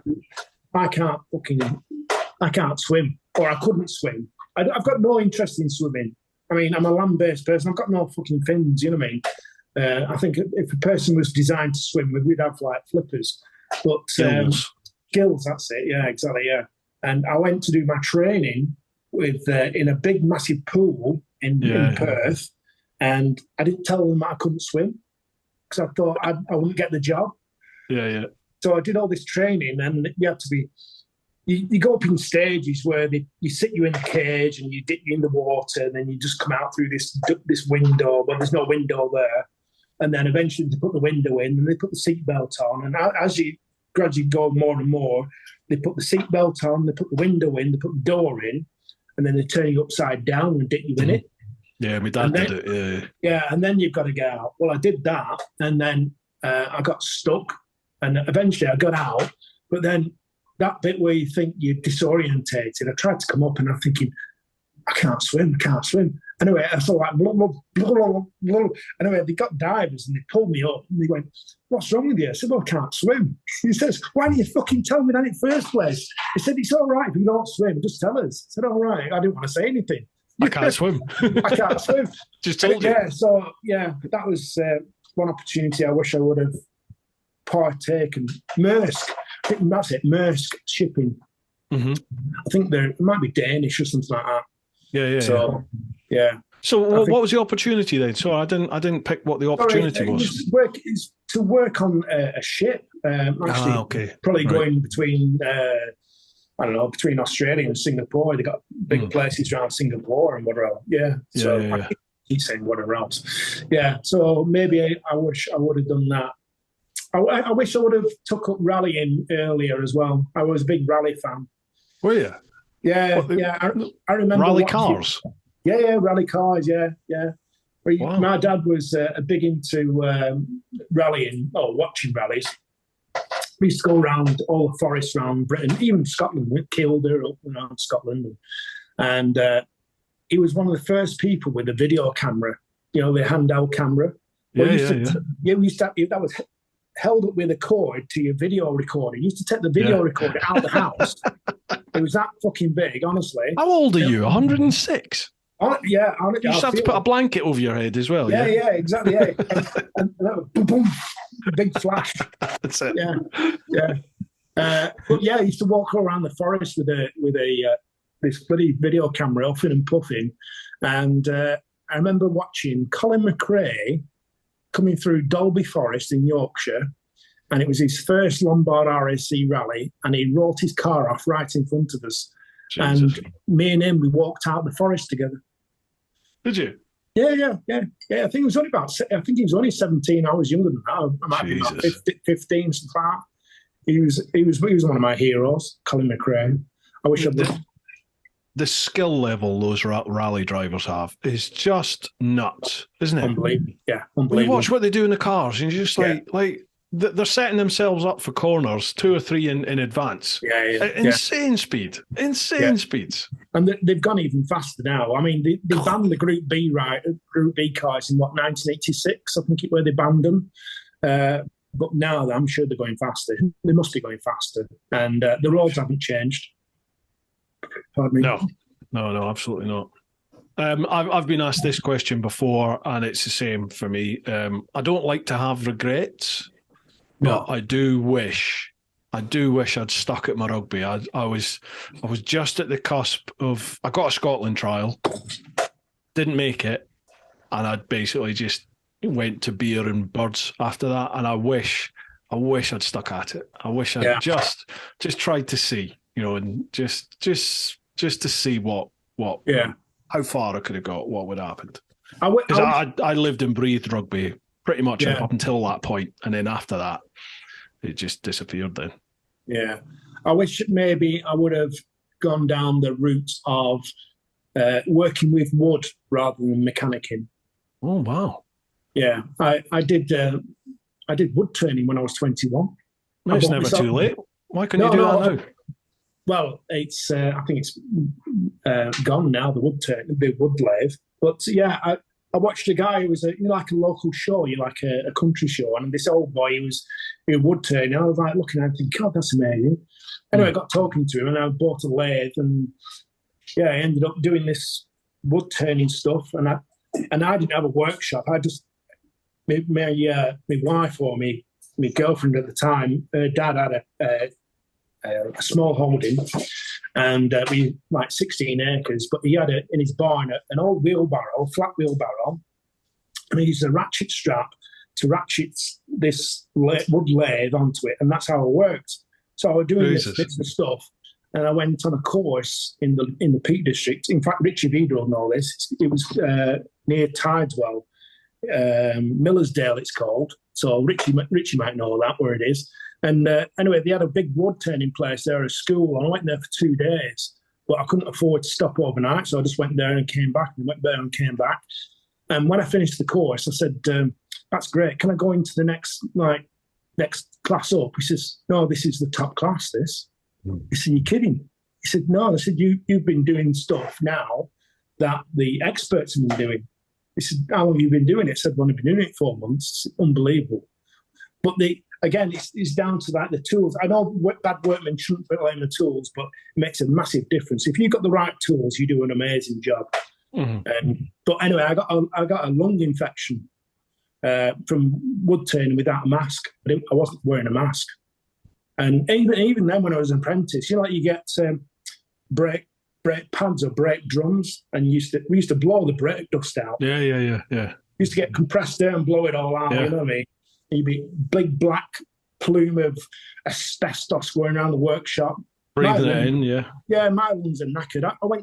Every time I went for a job in the mines, used to have to refer me back to the doctor because my lungs were 76 years old. Yeah, exactly. And I don't even smoke. Yeah. So I'm gonna have another cock ring up. Yeah. Whose is that one? That's Pete English's up. Right. Paul says, Heather asks you both, what bike is your next bucket list ride, and which part of the world would you like to ride them in, and why? Thailand. All right. What would you ride there then? Bike-wise, what would you ride? Honda Placky. A what? like a Honda C90 or something like that. Oh, okay. Something basic, absolutely. I love that series that Top Gear did with the old bikes going around. I think they were in Vietnam. Yeah. Yeah, I'd love to. It was Vietnam, yeah. Yeah, I'd love to go to that part of the world where there's fuck all, but yet the people are so generous to give you, they'll give you their last dime just to make you happy or to make you feel welcome.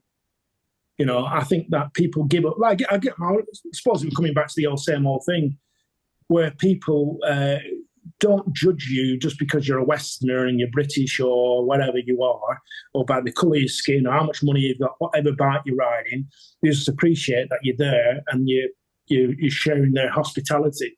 And I think that'll bring you back to the basics of going, do you know, all this stuff that we've got brings you into the point where you don't need that much to be happy, you know? And I think that in itself were just basics, go Thailand, tropical, you know, go from town to town and just do tracks and trails. I'd love to do that.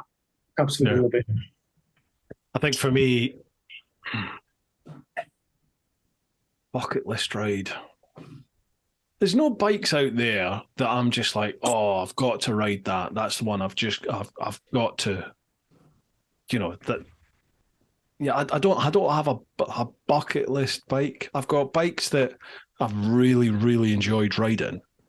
I'd like to go to Invercargill as well in New Zealand to see Burt Munro's museum. Do you know Burt Munro? No. You've never heard of Burt Munro? Sounds like a geezer down the pub. He's a Kiwi guy that went to the Salt Flats in America to do the land speed record on his old Triumph Bonneville. What was that actor called that did it? Anthony Hopkins. Anthony Hopkins did a film. It's called. I don't know if the film's called Burt Munro or something like that, or it's called. It might be called The Fastest Indian or something like that. I think it's called. I've heard of The Fastest Indian. Yeah. Yeah. Well, yeah. Sorry, it wasn't Triumph. It was the Indian. Yeah, he was a great geezer. That an inventor, an absolute. Not saying top of his game. He came to the Salt Flats with a busted out homemade bike with 1920s tyres on it and tried to do the land speed record. And all them boys over there are going, no, mate, it's not safe. You can't ride it. Well, he says, where's all your tread gone? He says, well, obviously the high speed tyres, I've cut all the tread off. So he cut all the tread off to make them high speed tyres. He said, so yeah, I'd like to go to Burt Munro's museum in New Zealand. Oh wow, yeah, that'd be interesting. Yeah, there's oh God, what's the name of the museum in America? There's this massive. I think it's the biggest private collection of bikes, and he's got cars in there as well. What is it called? It's near Atlanta. I think it's in Georgia. I went there on the trip. I've totally forgotten the name of it. But he's also built, this guy, obviously he's minted, he's also built a circuit, a racetrack in the grounds of this museum. And it's got all the best corners from all the different tracks around the world. And he's got it there. So they do track days and they'll have races there as well. Yeah. But it's an incredible museum when you go there. Yeah. He's got motorbikes that are steam powered right up to like current cutting edge technology, MotoGP bikes, just all different stuff. It's an amazing place. That's where BMW get their inspiration on for the next 1300, isn't it? What? Stick coal powered bikes. Coal powered, yeah. I'd also like to meet and speak to Alan Millyard. I love his stuff. Oh, yeah. He's TMF's friends with him. I know, yeah. TMF's friends with everyone, though. I'd love to just pick his brains and just listen to him. I think engineers like that are just like, not just out there, they're at a league of their own. They can turn a piece of shit into something that's absolutely mesmerizing to the guy where it goes, how the hell have you built that? How have you built something that's a big Japanese manufacturer will never ever touch, and yet you've made a 6-cylinder or a 5-cylinder out of like 2 engines and just like cut them in half with a simple handsaw, and then welded it, balanced it, engineered it. Unbelievable, absolutely unbelievable. You know, I'd love to meet that guy. I don't know enough about mechanics and engines to appreciate what he does, but I know from people who do, like yourself, when they talk about Alan, he is like this god of that niche, of that sector. Yeah. But I can't appreciate what he does because I don't understand the mechanics and the workings of the engines. So it's like, oh right, okay, yeah, you put a great big engine into that. Right, wow, cool. But I don't get the intricacies of it and how complex that is. The other guy I'd wish I'd loved to have met, but I couldn't do now because he's passed away, would be Fred Dibner. Oh yeah. God, Fred Dibner is like my wife's Brad Pitt. She loves him. She loves that guy. All you need to do then is smear a bit of coal muck over your face. I know. Yeah. You'll be well there. Put some glasses on, I'll be there. Yeah, exactly. Yeah. I remember watching the footage of him cleaning Trafalgar Square. You know, when he goes up on the ladders, and they're literally, it's like wooden ladders, tied to Nelson's column with rope. Yeah. Like, and he's in that boat we call a bosun's chair, where he slings a piece of wood down with two pieces of rope, and he's sat in this bosun's chair and he's swinging out to get round to the other side. You know, men like that. I mean, they're like proper men, aren't they? They're not like this. We're too much in cotton wool these days, aren't we? You know, to the point where you can't ride a bike without a fucking high-vis vest. I mean, fuck's sake. Never. I don't do that shit. No, I don't. The only time I do that is when I've got the vest to shame on. Yeah, well, I refuse to wear a high-vis vest. Absolutely refuse to wear it. So, I just don't see the point of it at all. Well, I do and I don't, but I just wouldn't wear it. But all this hypocrisy of like, you can't do this, you can't do that. What's happened to common sense? Do you know what I mean? Yeah, I know. Yeah, mate, I know. It'll come back because eventually society will, I think everything is cyclical. And I think we will hit the point where we'll just end up back to, you know, living in caves and hunting food and cooking off fires. I think that will happen at some point. Hopefully not for, you know, a millennia or so, but it'll happen at some point, and we'll just go through all this again. I think. Yeah. I think it can't. It just seems we're just living in insane times at the moment. It's just crazy. The common sense doesn't apply. I just no. I just don't get a lot of the thinking and thought processes that younger generations seem to have at the moment. It's just like it just doesn't make sense. A lot of the stuff that's going on. I hardly watch the news anymore. I don't watch it. I don't watch it. I mean, the majority of my intervention with news is YouTube or obviously the motorsport channels. BSB's on this weekend, isn't it? So yeah. I think I've recorded that. MotoGP. Rossi's gone now. I wish Jack Miller would actually come to the fore. I'd love for him to come through. MotoGP is quite exciting now. You know, there's a lot of contenders there, a lot of incredible riders who, to be honest, you know, are probably every bit as good as Rossi, if not better now, in terms of their skill level. Yeah. It's just, will they have the longevity that he had? You know, what did he get? 9 MotoGP titles? 9. Will anyone get that again?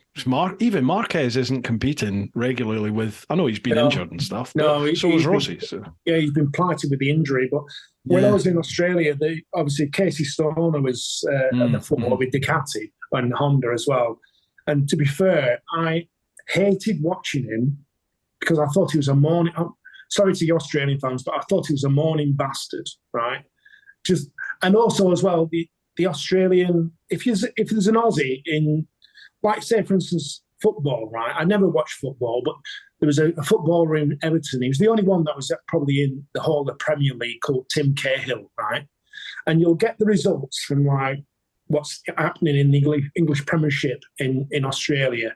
And the only team they'll focus on will be Everton because they have Tim Cahill. In other words, they were very biased. And they thought, oh, there's an Aussie in there, we'll report on him. Same with Casey Stoner, who was quite biased. And I used to hate it. But what I do realise now is how good he was.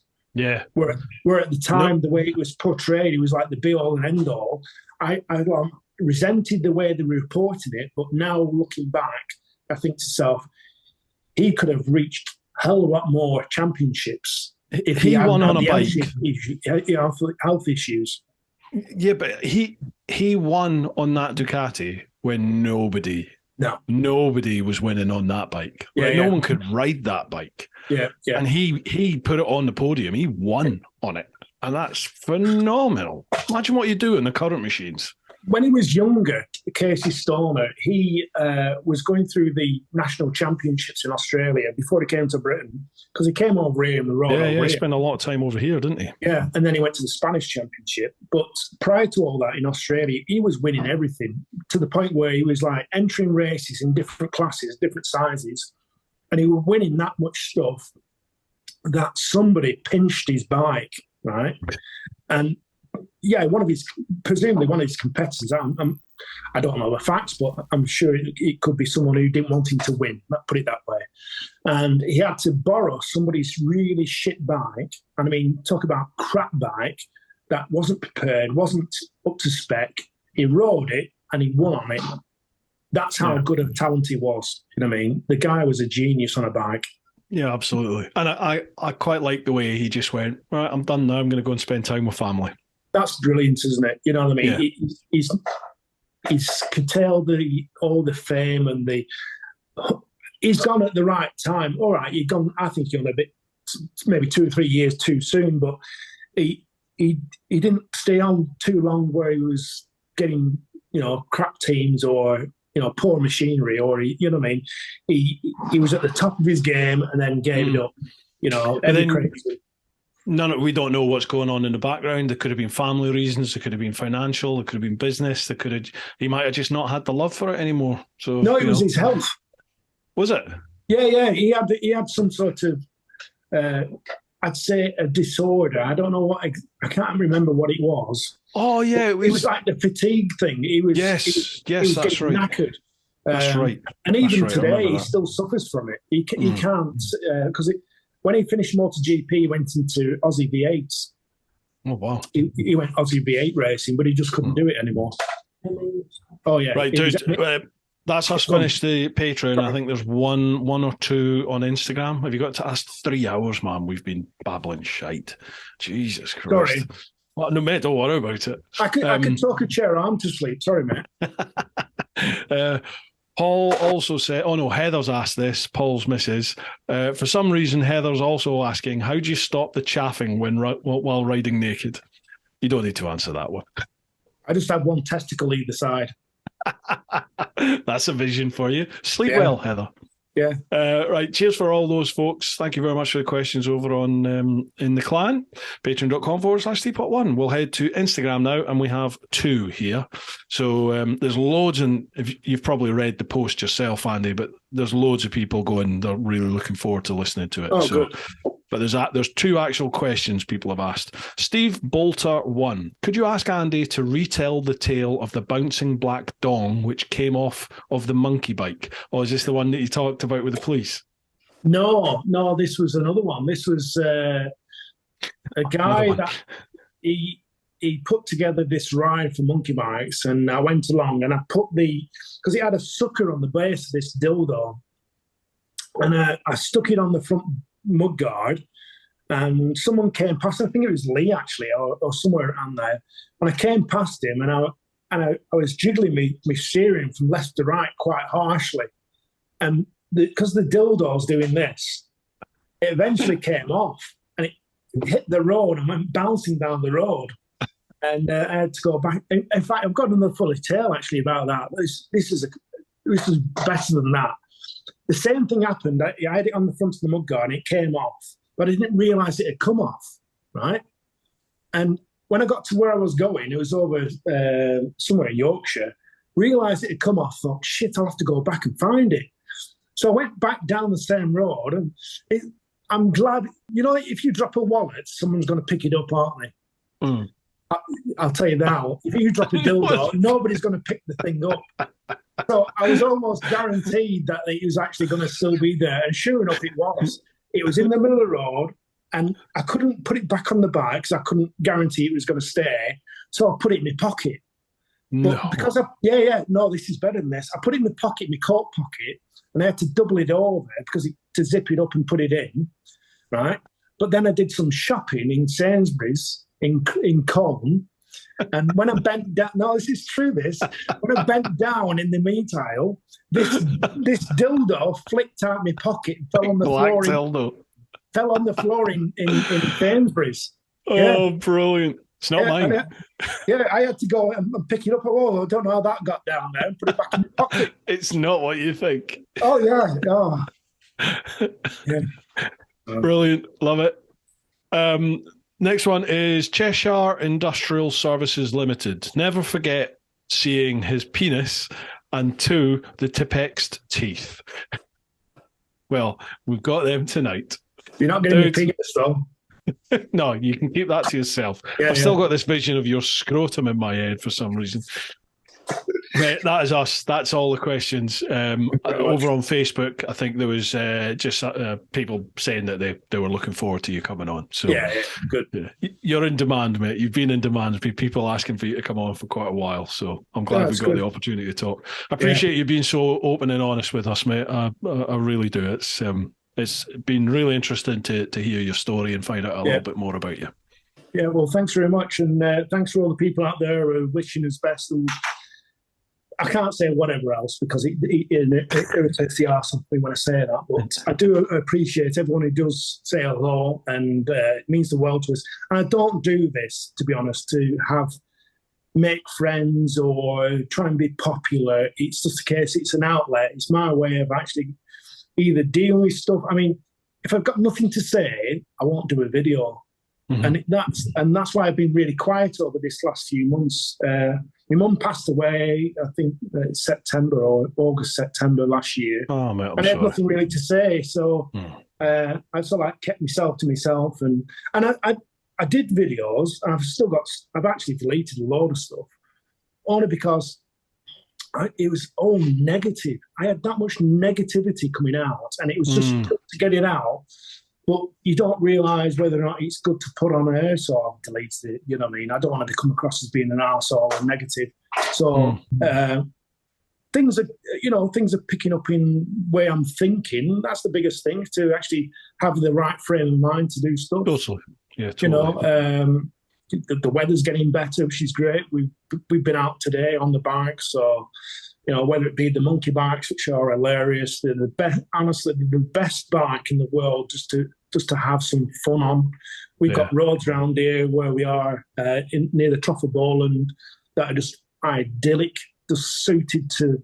We're probably about an hour away from the Lake District. We're half an hour away from the Peak District. We're in the Trough of Bowland. We're an hour away from Wales. Very central. That's the other thing I missed in Australia. You don't have that. You've got to travel so far to get somewhere that's nice. Don't get me wrong, everything's nice. There's no question about it, but there's no Lake District there. There's, there is mountains, but how many thousands of miles do you got to go? I get you. Everything's such a distance, whereas like you go, God, I just want to see a green field. You know what I mean? Mate, I totally get you. I really found I had a new appreciation for home, for the UK, after travelling, coming back, because we are very fortunate that on this wee island that we have, there are so many extremes of everything. You've got the mountains, but you've got flat ground, you've got rolling green hills, you've got the coast, you've got absolutely everything here. And it's as you said, within a day of driving or riding, you can pretty much cover north to south on this island. I'll tell you now, I know we're wrapping up, but I think the best thing ever I've got has been Kalimoto. Kalimoto has actually... This isn't me plugging. I'm not plugging this, folks. I'm being straight and honest. Kalimoto has been the best thing that I've got on my phone to get from A to B in the same destination, but a completely different road. Yeah. You know, the amount of times I've gone down a road and thinking, this is a boring bloody road. All right, let's put Calimoto on to get to that place. You go, why have I not been down here before? Yeah, totally. Cracking, absolutely brilliant roads they come up with. Yeah. If you've got the time to do it. Absolutely. It's not the quickest. It's definitely not the quickest. No. That's not what it's designed for. No, it's not. I think if you can set yourself a criteria of a time and try and stick to that, or just be free, Calimoto's perfect. If you want to get somewhere quick, then maybe do a section of it Calimoto, and then you go, right, let's just get there from there to being quicker. Do you know what I mean? You've got to mix and match it. Many times we've abandoned going to Whitby, even though it's like, 2 hours away from where we are. It'll be like 6 hour trip because Calimoto's sending us here, there, and if you've got the time to do it, brilliant, absolutely cracking. And sorry, going off on one now, but my dad always said to me, why are you going to Australia? Because you've not looked around this country yet. How true is it, what he said? Because even only last week, we've been down roads that are new, and yet they're in our local area. Today, we've been down roads that are in our local area. Never been there. You're going, why have you not been here? Well, I've not really discovered it before. Simple as that. Amazing. You take for granted what's on your back doorstep, don't you, a lot of the time? Yeah. So, absolutely. And if you want a 3 months trial of the full Calimoto, drop me a line, folks, and I'll send you a code, and you've got a 3 month of the full premium features. There you go. There's a little plug for you. It's worth it. Absolutely worth it.